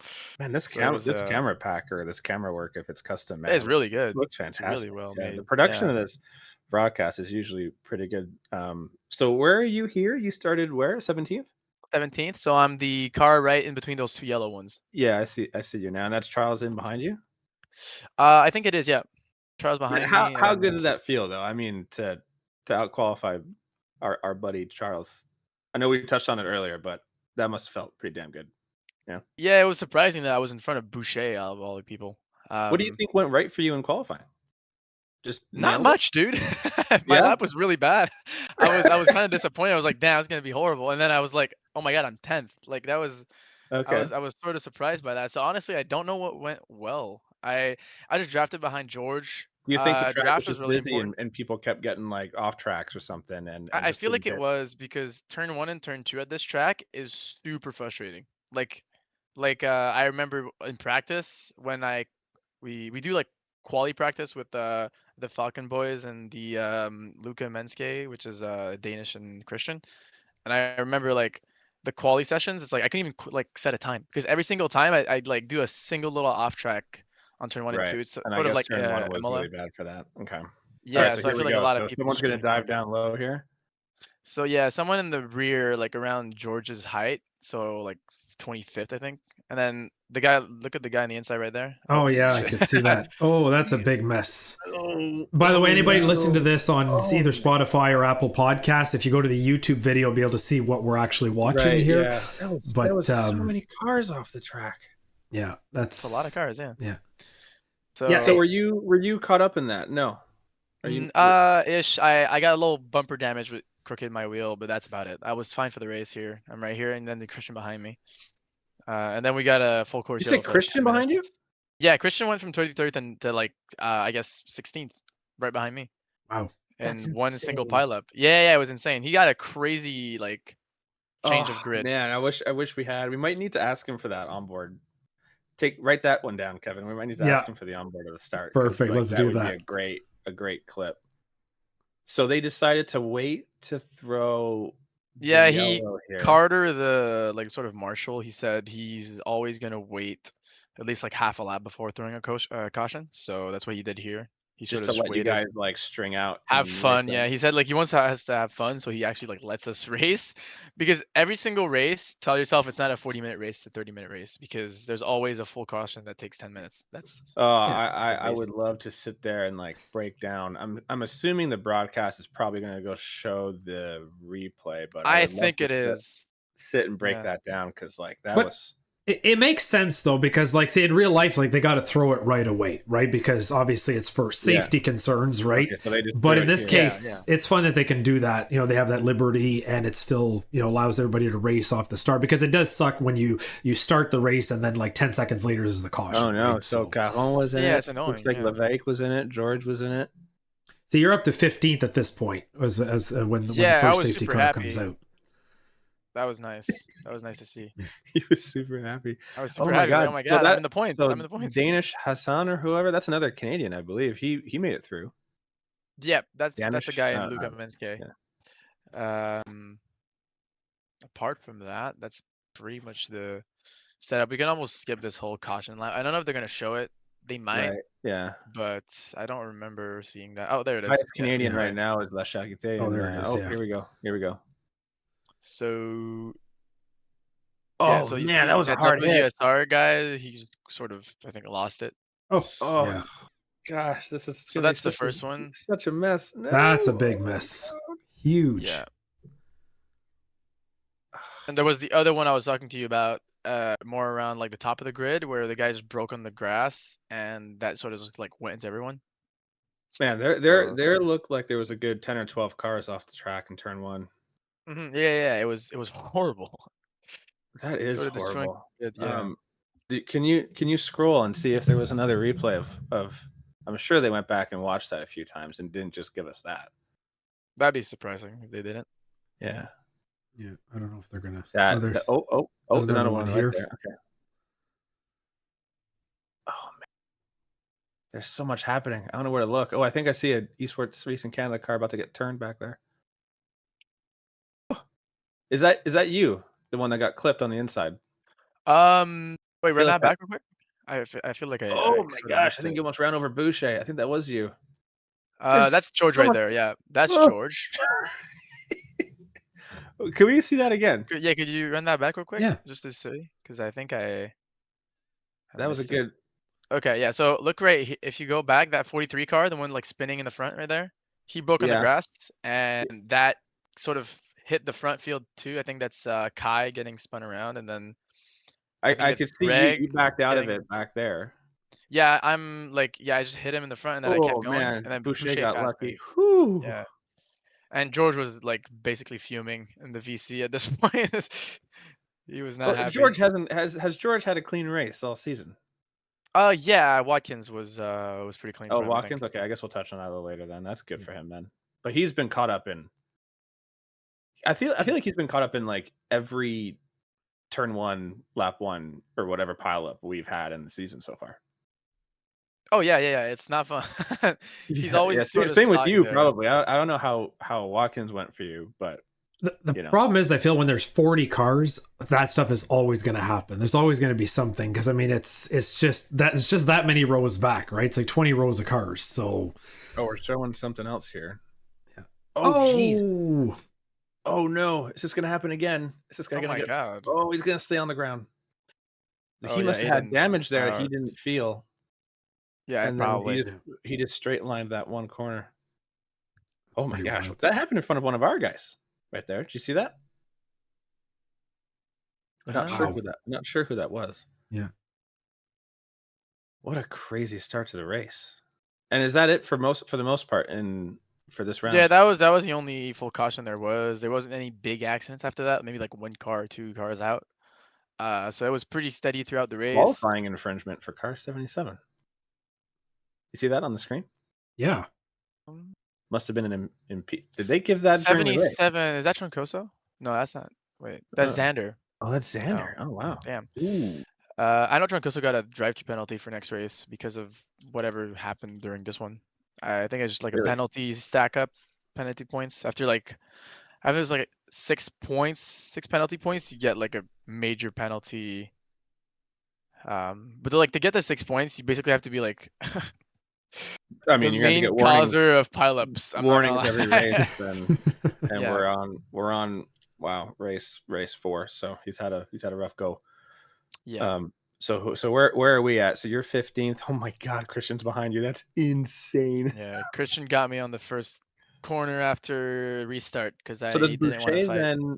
Because he got caught up in that. Is he just a few positions back right now? I think he was in front of me at that point. Yeah, he was in front of me. And no, sorry, he was right behind me. He was like maybe 3 cars behind Christian, and at some point he did pass me. So yeah, you guys did a great job getting through that. That was just a mess. I was just lucky, honestly. Yeah. So here's something I'm curious about. Oh, go ahead. Do you want to go ahead and finish up? I was just shouting out I think that's our top Canadian. Yeah, that is pretty much right now, and then we got Greg in 12th. Okay, go top ahead. Quebecer, I think maybe. Yeah, I think you're right. Okay, so what I'm looking at here is I'm saying, okay, so let's say, someone like me who doesn't have that much experience. So I'm looking at this, I'm like, man, that's pretty cool. Like this is Porsche eSports Carrera Cup North America. I mean, this is big talent here in the sim racing world, racing here. A lot of these guys, like you said, they're pros. They are being paid. That's the definition, right? Yeah, the top 10 is probably paid. Yeah. Exactly. So you've gone here in a couple of years. I think we touched on it in episode 1. So you're going through the ranks here. Like you started from zero, you're working your way up. So how did you get to this point? And I think people would like to hear about that and say, like, how do I start if I want to become like Jean and be able to race with the top 40 in North America? How do I get there? So what's where do you start? Honestly, I started like 2 years ago just for fun, but almost 2 years ago, 1.5 years, like I said last time. Not really sure what to expect. I was just training, looking at videos, trying to figure out like the most basic stuff like trail braking and string theory, like the fundamentals. And then I think it just went with like time, just training a lot, grinding officials. I'm not even that high of an I rating, so I think I haven't grinded enough yet. But from what I've gathered, and especially when you get to know people who are better than you and race with them and train with them, it's like a 5x boost on how good you can get. Like it's way better when you have like someone like Boucher or Greg or Guillaume like telling you things, and you're like, oh wow, I did not even think of that, because they're like So those way guys better. have been playing a big role for you, huh? Yeah. Knowing people who are way better than you and have like 3 times the time experience is, I would say, fundamental to get good fast. And I feel like after that, I mean, for PECCNA, I mean, I barely made the cut because I feel like I still have a lot to learn. So I'd say the main thing is just grinding. But There's you not made much the else. cut, man. You did that. Yeah, it's true. But yeah, it's a lot of grinding. I'd say if So you need to really want it. between the time that you started and now, because that was a great question there, Kevin. I'm glad you brought that up. But it's been 2 years since you've been on iRacing. I'm sure you've been on others. I think you've been on other sims though. I was on a Seto Corsa for like fun on a G920 for a little while before that. Hell yeah. Hell yeah, So, yeah. so Everyone what starts it is there. basically is commitment, like committing to learning, and it's a bit more than a hobby at that point. It's more of a I'm doing this to grind away and get better. It's almost like trying to get a degree or something. Like you're committing and you're learning every week, right? You're Yeah, training. exactly. I You're mean, training every week. I'm always trying to like get better. So anytime I feel like I have nothing to do, or like I have a free time, I get on the sim. I just try my best to, I guess, learn and train. So yeah, it's a constant effort. Those frustrating like moments, where when you were to like peak or plateau while you're training, how'd you work your way out of those? Because I would need to step away back when I was doing it and training a lot, and just take a breath or go back to it a few days later. What was your strategy once you hit those like barriers? Honestly, dude, I remember usually when I hit plateaus, it wasn't really something I could just like watch videos on because it's sometimes very specific stuff that when you hit a plateau, you can't figure it out. That's the point. So trying to figure it out by yourself is like quasi impossible in my opinion. I feel like you can't really do it except if you pass like 20 hours trying to find tiny things. Um, I think like the issue with people sometimes is they're trying to figure out a plateau and they look at like the very specific stuff like when they break, when really it's like the most obvious thing, like they're not looking ahead. And that's the thing. It's like Mhm. sometimes it's so obvious that like you can't even catch it, and then you ask for like a coach, and he's like, it takes him like literally like a minute of you driving. He's like, yeah, because this is your problem. So Yeah, I you're think the getting main thing, tunnel vision because you've been trying to do or repeat the same thing over yeah, and over again. So you're not thinking outside the box, and someone else comes in, hits you with a one liner, and then you're like, damn yeah, it, that's always what happens for me at least. So I really, think huh? the main thing when I plateau is first of all, I try to figure out when I'm plateaued because sometimes you don't even realize it. And Hmm. then once you've realized it, I usually just go ask a coach. I work a lot with Racine Fizui, Right. who's really good at everything coaching. So Yeah, one of I our know best. he's the one. Yes, he's gotten me out of a lot of I think plateaus at this point. Like he'd either won or competed in Porsche Canada before, and I think now he's an interesting fella. He's an engineer on a radical team. I'm pretty sure. He's engineer on Nola Sport, which is a IMSA GT4 team, Oh yeah, I maybe. know them. Yeah. Oh, really? Is VPX, he? which is also a GT4 IMSA, and then Tag One, which is a new radical team made by Yes. Tagliani. Right. Um, Fun fact, I think, and don't quote me on this, I think he stopped his competition tag team for karting to start Tag One, maybe. And I don't know. he's I got a remember big my friend fleet. being in there and he closed it. He's got like 6 radicals or something, doesn't he? Five Yeah, or yeah, six it's a radicals. crazy thing. And they're like, I remember they're actively scouting for like drivers. I remember writing a message to Robert Burgess about like Radical, and it was like the team manager at Tag One who messaged me wondering if I had like money to get in the car. I was like, nah, man.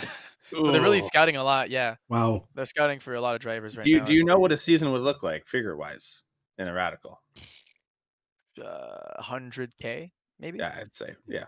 Yeah, To 80 to to, to 100. arrive and drive Yeah, and yeah, arrive and I and feel drive like program. Yeah, I was gonna say Tag probably One like is probably going to be on the 120K a higher season. side, so I wouldn't want to say any false Whew, numbers, but yeah, that is 100K. that's gonna be hard to fund. I'd The love to the try. Yep. the way it scales is insane. I mean, I have heard. I guess this kind of works into the sim to reality stuff we were talking about earlier, but Right. I have heard that in even just in IMSA, just in GT4, like an arrive and well, it was not really arrive and drive, but I'm talking about like you basically drive the car and that's it. Team takes care of the rest. Yep. You're looking at like 50 to 60K US per race per Race. weekend. Yes. Yes, it's Yeah. crazy. Yeah. So, I mean, you got to have a serious budget to do a full season. Yeah. Yeah, Jeez. EMSA is another level of like funding commitment. Well, it's also one of the highest levels of motorsports on the Yeah. planet. I think that's once you get to that level, you got a network of sponsors and revenue streams that are going to hopefully Yeah, keep you there. usually you're good at that point. Maybe not good. It's a fight to stay there. Yeah. If you're not a paid driver, it's very hard. Yeah. But I think you certainly you're have the there, full it's package once you're there, I think. yeah. Once you're there, it's a bit easier than trying to get there in the first place. That's the hardest part. Yeah, I think that's what bugs me about Radical is that it's expensive to. I don't know. It just seems so expensive to run a season in it. But what I've heard is it's on the lower end of what we have going on, especially in the country, which is crazy because that's over $100,000 arrive and drive. But the cars themselves are what 60 or 50K. Oh, Something like the this? cars, I think they run SR3s. It's like way more than that. Wait, let me check right now. Is it really? Okay, maybe I've seen used ones for sale. You still need a team to work on it and prep it for every weekend. Like, Well, you'd be surprised how many, even in these teams, like even in IMSA and all that, in the higher levels, that like a lot of the team members are volunteers too. Like it's pretty crazy. Like they need to save so much money in some of these like lower end series. Like if you get up to like NASCAR, the trucks, the Xfinity, they're more or is it still called Xfinity, or they changed that name? No, that's the O'Reilly Auto Parts. Oh, it's O'Reilly, yeah. So they've been changing so much last few years, but I still remember it as Nationwide or Bush Series, but whatever. It's the Nationwide Bush Series. Yeah. But it's crazy how much up until that level they're relying so much on just people volunteering, to do that stuff.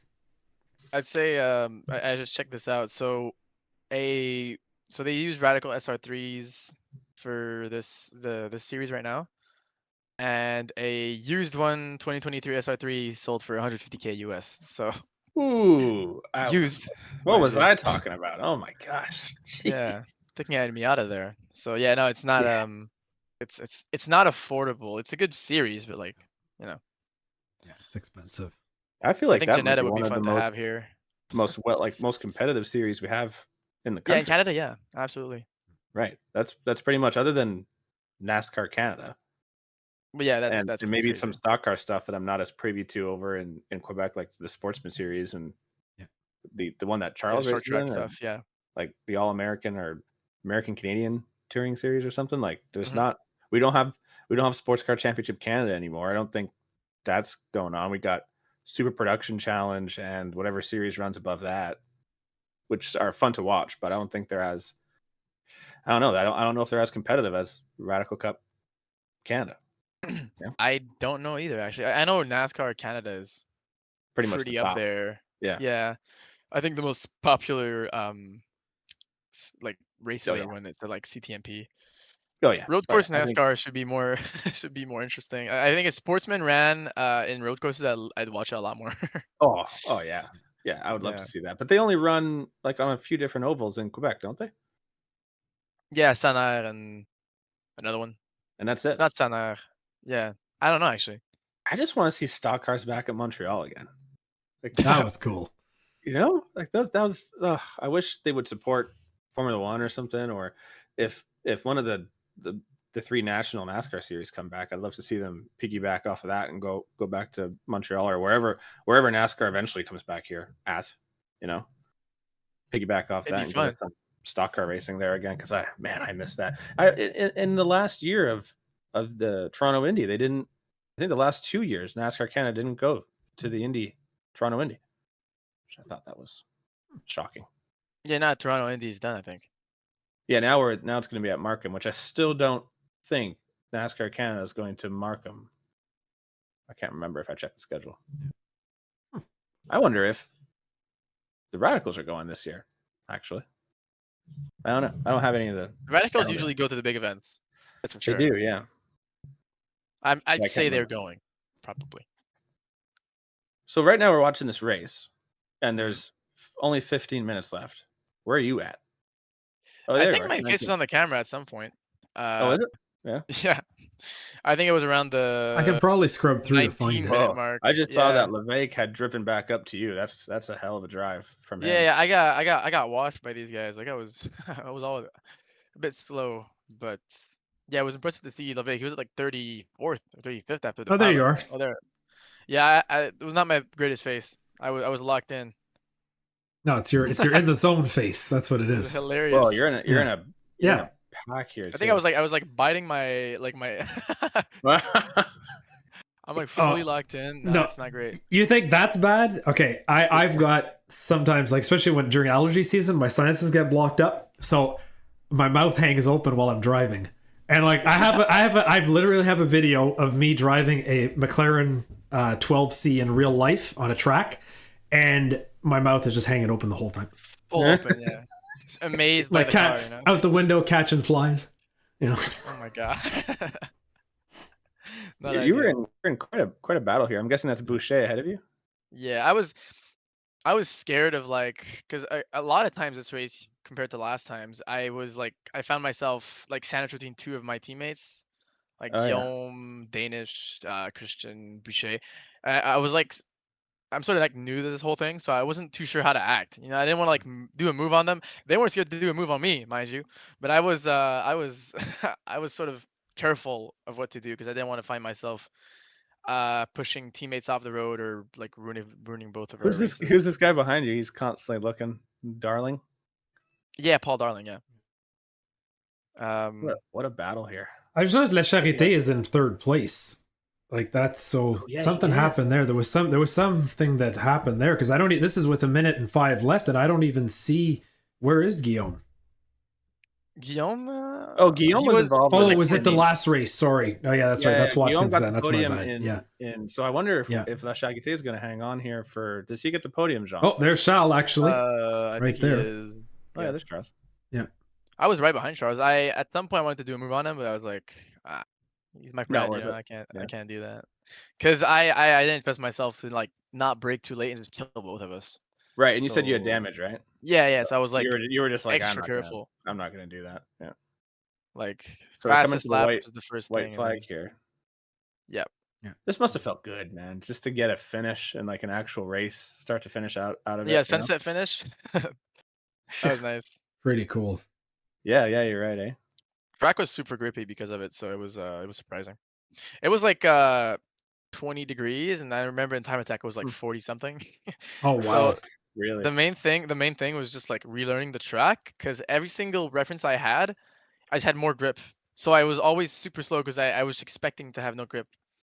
It was a really weird feeling. Yeah, I see. You never quite got comfortable with how cold and grippy the track was because you were just anticipating it sliding everywhere. I find this very interesting because see, this is where you start to separate between what you would from a competitive standpoint, right? So this is where you go from hobby to esports. Because if I look at myself, right, I'm more on the hobby side, right? I'll hop in, I'll go into a race, I will drive.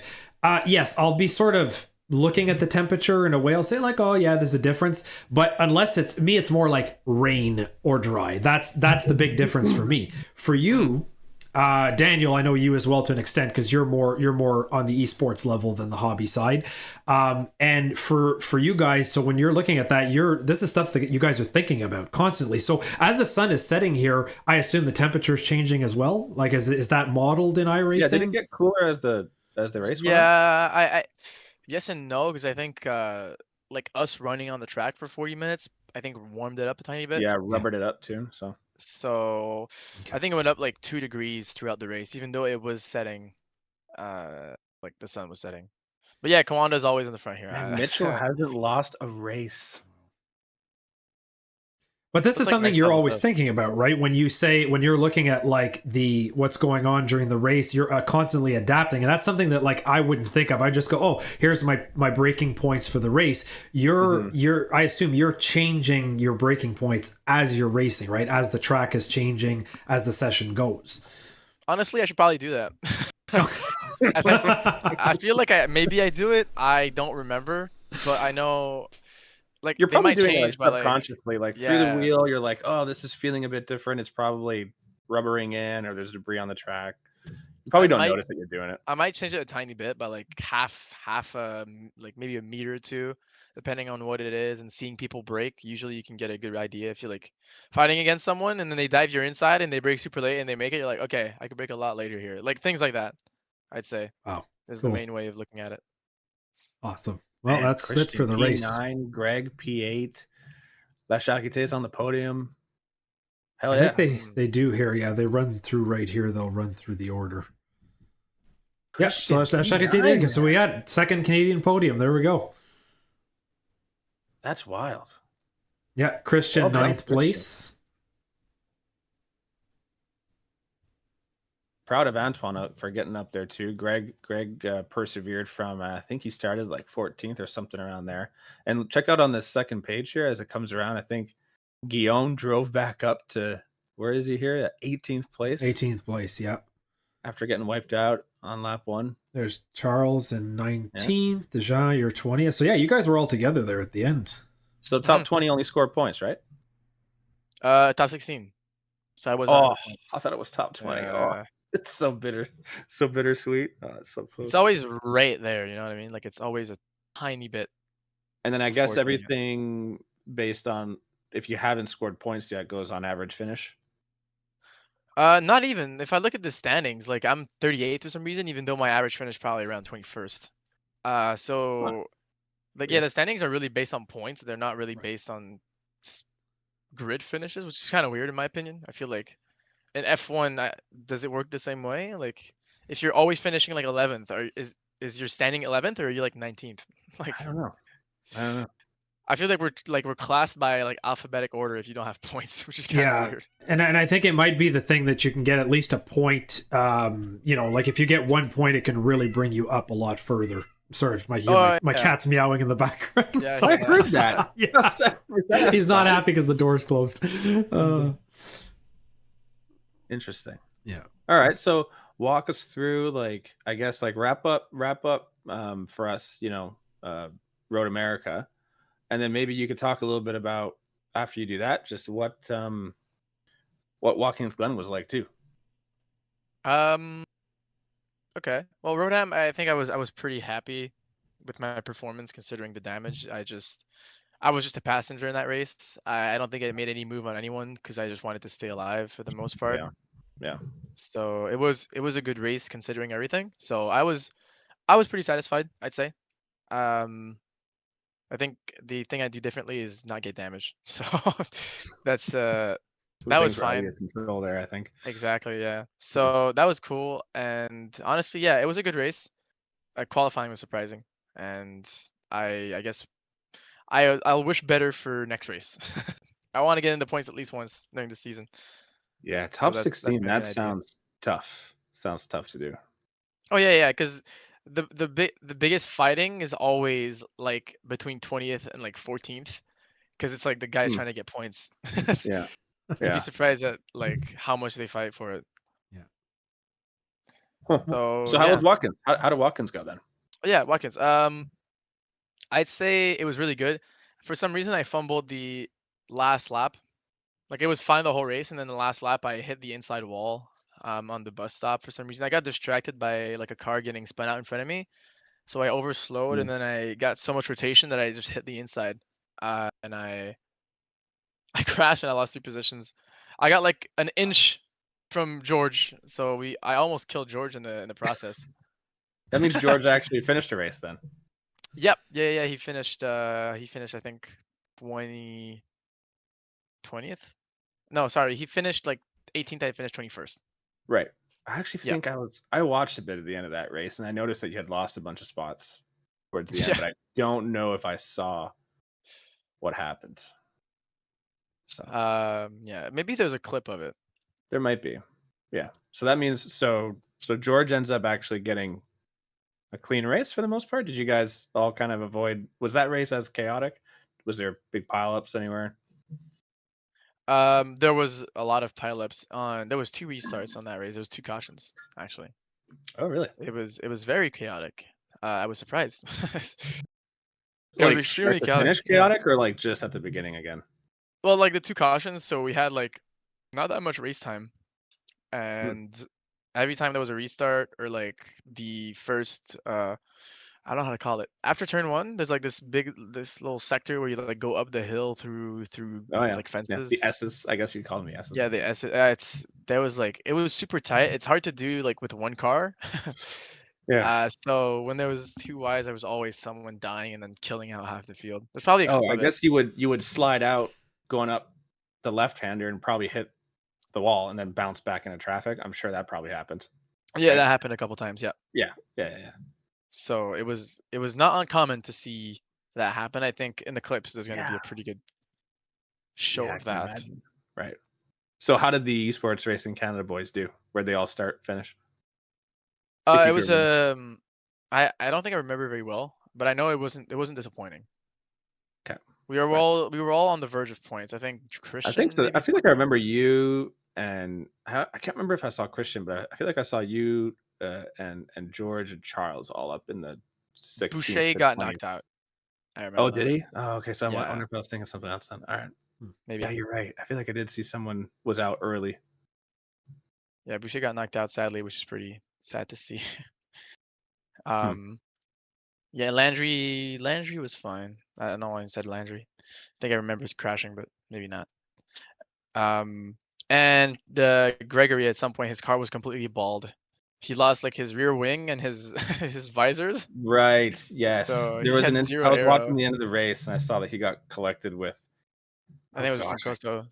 I think so. Yeah, he was fighting top five. I think, like Hmm. right around sixth or seventh place, somewhere like this. And Yeah, I think it was Guillaume third and Gregory fourth. Um, so damn, they were fighting for podium, and then he got knocked out. you've been working a lot with the Falcon guys, eh? Yep. Yeah. That's awesome. They're Learning very from good. two of the best we have in the country. Yeah, actually, I it's don't know very how fun. that I don't know how that all started, but I mean that is a really kind and giving It's gesture on charity work. yeah on their part to work with us and help you guys I think develop. it's mainly through Boucher. Boucher sort of convinced them to take on me and George No way, really. because Boucher knows Guillaume pretty well. He knows Gregory too, so it was more of a like a friends helping other people out. Hell yeah. That's Yeah, how I'm Canadians seeing it. sticking together. I love it. Yeah. Well, You mentioned it earlier, like those two are amazing teachers, Yes. Yeah. They're really so good. experienced and they've been at the top for so long, man. speaking of charity work and amazing teachers, like I mean, don't sell yourself short here because, like, if let's go back to esports. I want to wrap this up here talking about esports racing Canada and the efforts you've done, Jean, to help other people that are just getting into the hobby. Because we've touched on a little bit in episode 1, but like our coaching service that we have with ERC is freaking amazing. Like so you've got guys like you, like Charles, like Christian, right? George as well.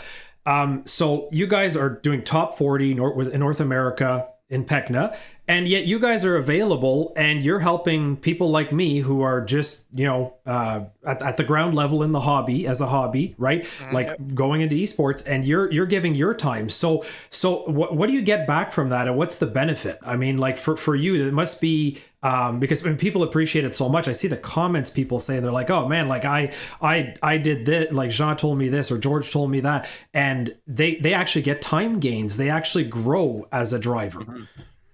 Yeah, I think the best part is seeing like people you've taught actually get better.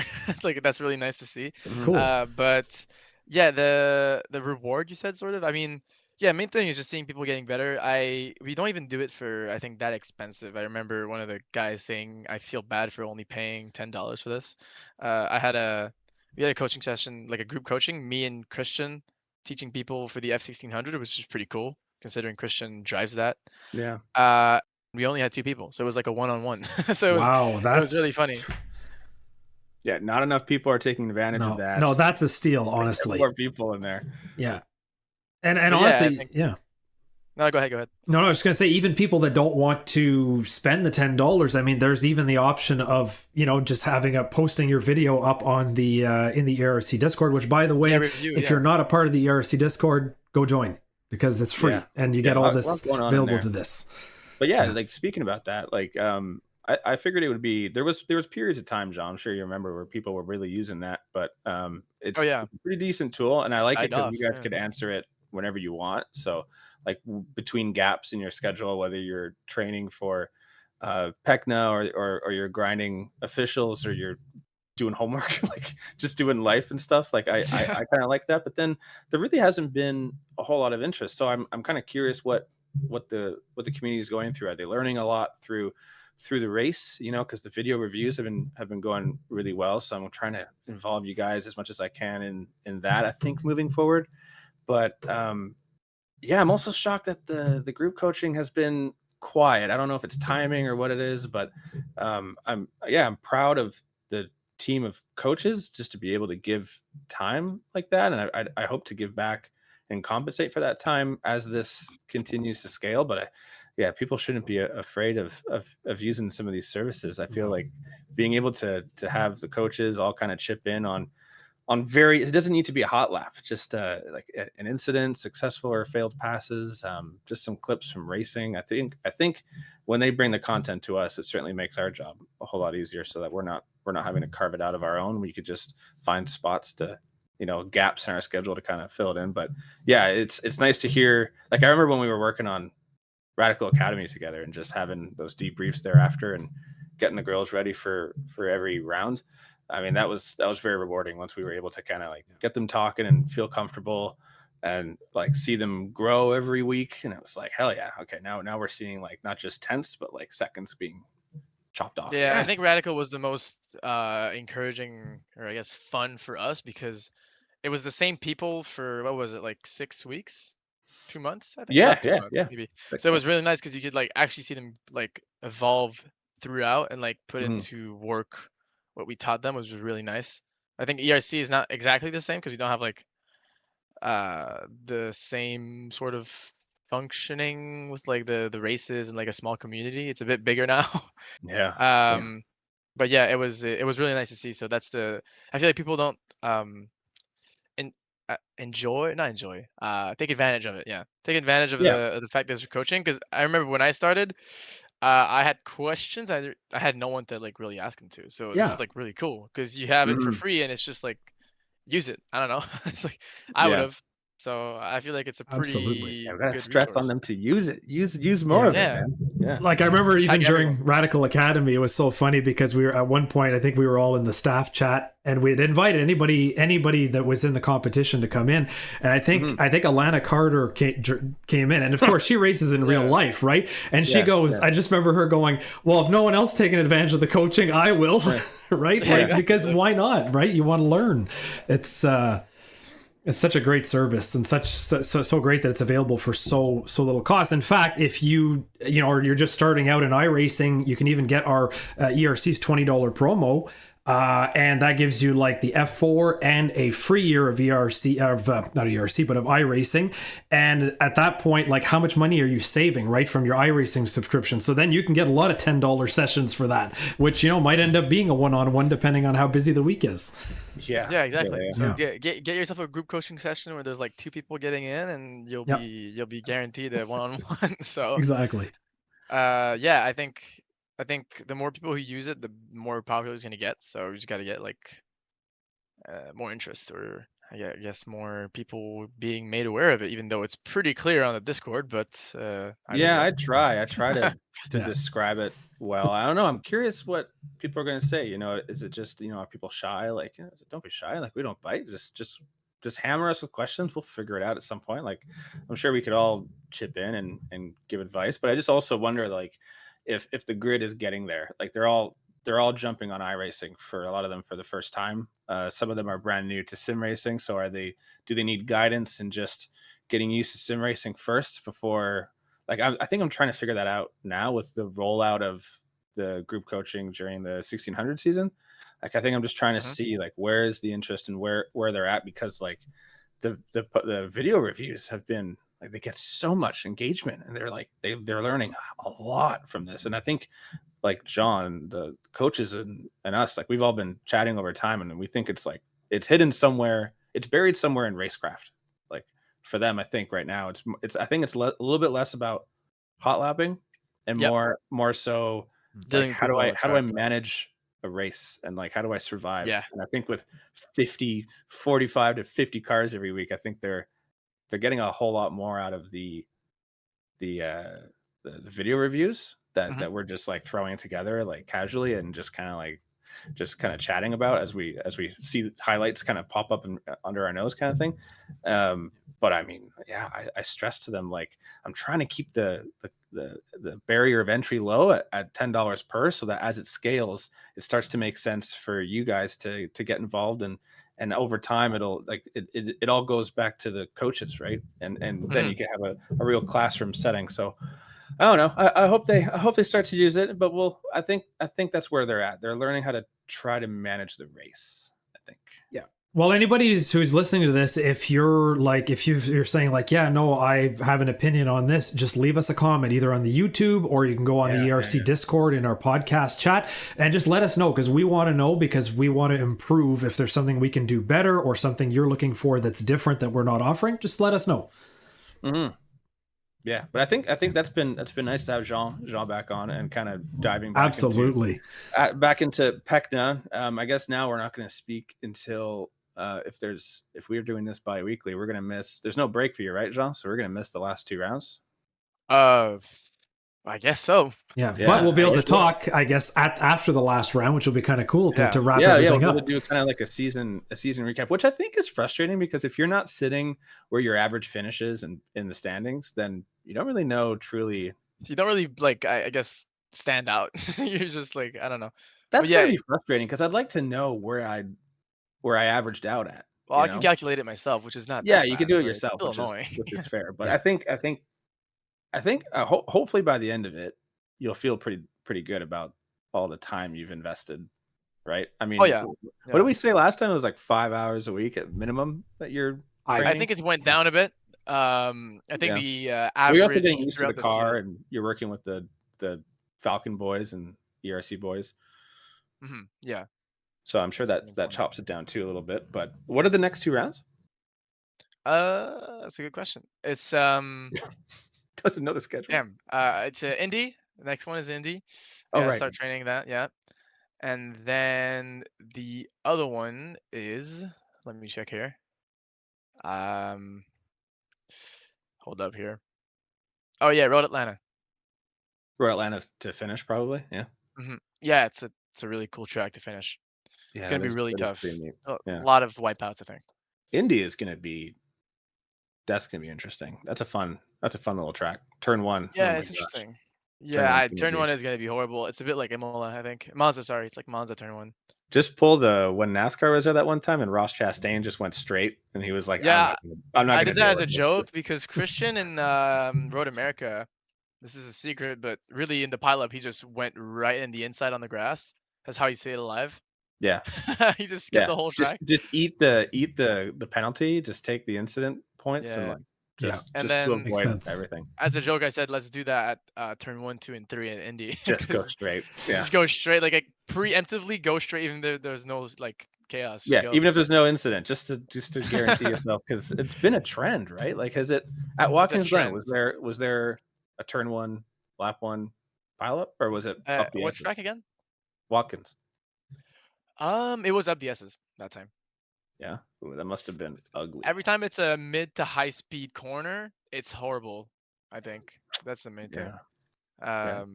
But yeah, I'd say nowhere to go up the S's either. There's no runoff, so oh god, that must have been terrible. Yeah, the usual suspects. Usually, I'd say it's like a 10% amount of the people, but you know. But it's never you though. Fine. Never. No, never our guys. It's never our guys. No, never my fault. No. I don't know. Not the Falcon boys. None of the Canadians are stirring up any trouble, I'm sure.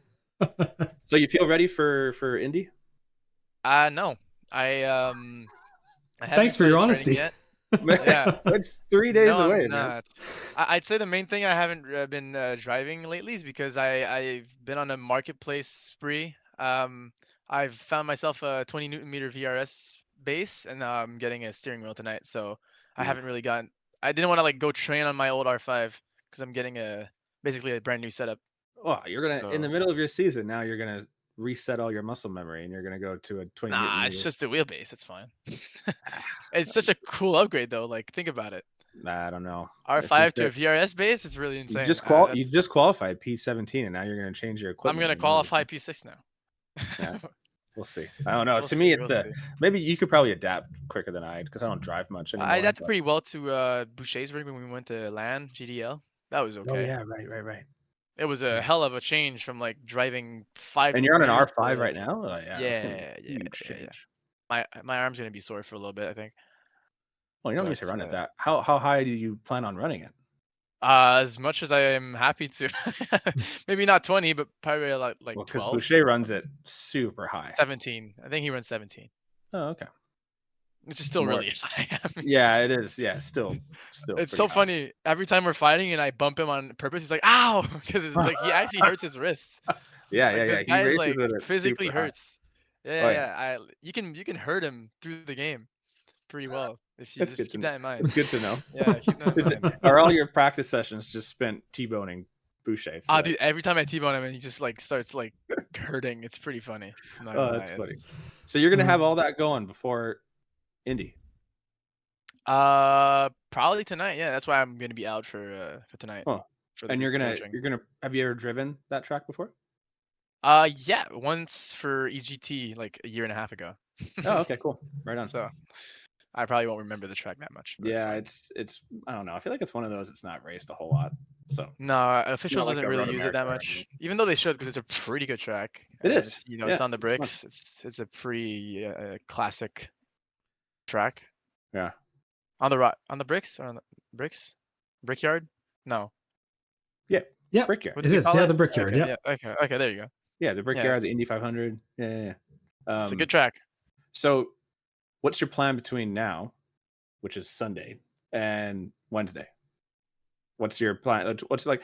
How are you going to train for the next round? Probably just gonna hop on and try to get some laps. I try to do the practice as much as I can with other people on, Right. because it Yeah. really Are you going diminishes to meet the up with the Falcon mediocrity. boys again and get the ERC boys to all kind of? Yeah, train together? usually we do like a big coaching session. It's like me, Christian, Boucher, Guillaume, Gregory, Danish, and Anthony Landry. Usually, like we try to do a big group of people so we can like simulate fighting in a train or just practicing all together. Even though we're not talking, it just kills the mediocrity of Man, like what running lap alone. a rich session that is. That must be. How long do you guys usually get on for? An hour, maybe 2 hours. 2 hours, yeah. Really? And they've committed to doing that? Yeah, every- we just share data and commit to doing that like at least 2 times before a race. What's the atmosphere like? Is it just like laser focused, like no BS, just like straight to the point, very direct, or is there It times? depends if Boucher is there. If Boucher's there, like it's laughing and everything, but then if he's not there, I don't know why people are just locked in, which is kind of interesting. you don't know why? Yeah, no, we do know. I don't know why. No idea. But even in that type of a scenario, Boucher is still an idiot. Is that what's? Nah, he's just funny, you know. Okay. Boucher is great, man. He can just come in. Like when he came on last week, I just started laughing instantly because he's always got something on his screen that looks clown. funny, or he's got something. Yeah, but he's always got something stupid going on. Which makes great it guy. fun. So when Great do you guy. plan on getting on with the group? Then is that gonna be like a Monday, Tuesday night kind of thing? Yeah, usually it's Monday, Tuesday. That's the main Something like that. routine. Yeah, Man, that's that's how it works. that. If I ever end up qualifying for one of these things, what a privilege that would be to be in the same session and training with these guys. Doesn't that feel cool? I feel like that must feel great to have come up and grind and work on your craft so hard that like now you're training with some of the country's best. Must feel great. It's sort of surreal. I'd say. Yeah. I'm like surprised. Yeah. I was not expecting that a year and a half ago, but now it's really cool. It's I it's a appreciate good experience. like them taking the time to. I'm sure they get something out of it too, and it's not just that it's like fulfilling, but just more drivers to bounce ideas off of. And Yeah, it's data too. Yeah. Guillaume is very big on numbers, so yeah, like he's we quite share tire quite and analytical, everything. but he's like, how experienced is he? Like he's been at the top of the Canadian iRating ranks for Jesus 6-7 years now, probably. Yeah, He's been that's very up big. there for a while. So I mean, I think if they are two paid drivers, which I think they are, they're quite committed, right? So they have to spend a lot of time, looking at data. So it's probably another motivator of theirs, You have to have more people on to get more data. Mm-hmm. That's the main Awesome. idea, I think.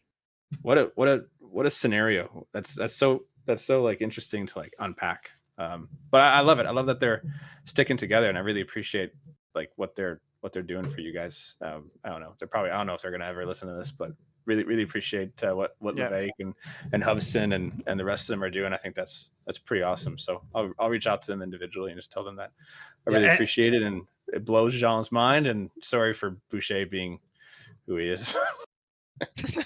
No, it's fine. It's great. It's great. And before we wrap this up, I just want to say too, Jean, to thank you for all the time you've been putting in with the ERC community. I think it's been just fantastic, and we're really happy to have you. And thanks for taking the time to talk to us today, and the last episode as well. Oh yeah, no worries. I really like doing this, and thank you for you two to actually like make this happen. Yeah, that's really nice. We're trying. Yeah, we're trying. We're just kind of throwing stuff at the wall and seeing what sticks. But yeah, man. So good luck this week at Indy. Good luck at Road Atlanta. We're all proud, even though I hate you. We're all proud of you. Oh, thanks, man. You just feel the love. I guess the next time we chat, it'll be all over, and we'll try to recap. Probably have one whole episode on just like recapping the whole championship. Get some highlights from it all, maybe, or something. But yeah, keep it up, man. This has been fun. I think diving into this is always like super insightful. So I'm interested to see how perspectives change before the end of the season, and kind of how you're going to feel like looking back on it all once it's done. And hopefully you've like created some, cool relationships now. Yeah, good memories, good relationships. I think it's a very good opportunity to network in a way. 100%. Hell yeah. And our name's on the car. I love that. I love that. The car looks great. You guys are up there. You're battling. Yeah, this is... Honestly, the fact that we're here and we're actually able to see you guys in Porsche North America, like all 4 coaches are there, blew my mind when all 4 of you guys qualified. So extremely proud. So yeah, I guess we are. See you after the championship's over, man. Yeah, see you in 2 weeks. I guess it's not that long. Buddy. Yep. Coming in a few weeks. So thanks for everybody for watching, and this will be the end of episode 2. So we'll see you in a few weeks for episode 3, and we will have Jean back on to talk about basically the end of the championship in PECCNA. So don't miss that. So we'll see you guys next time.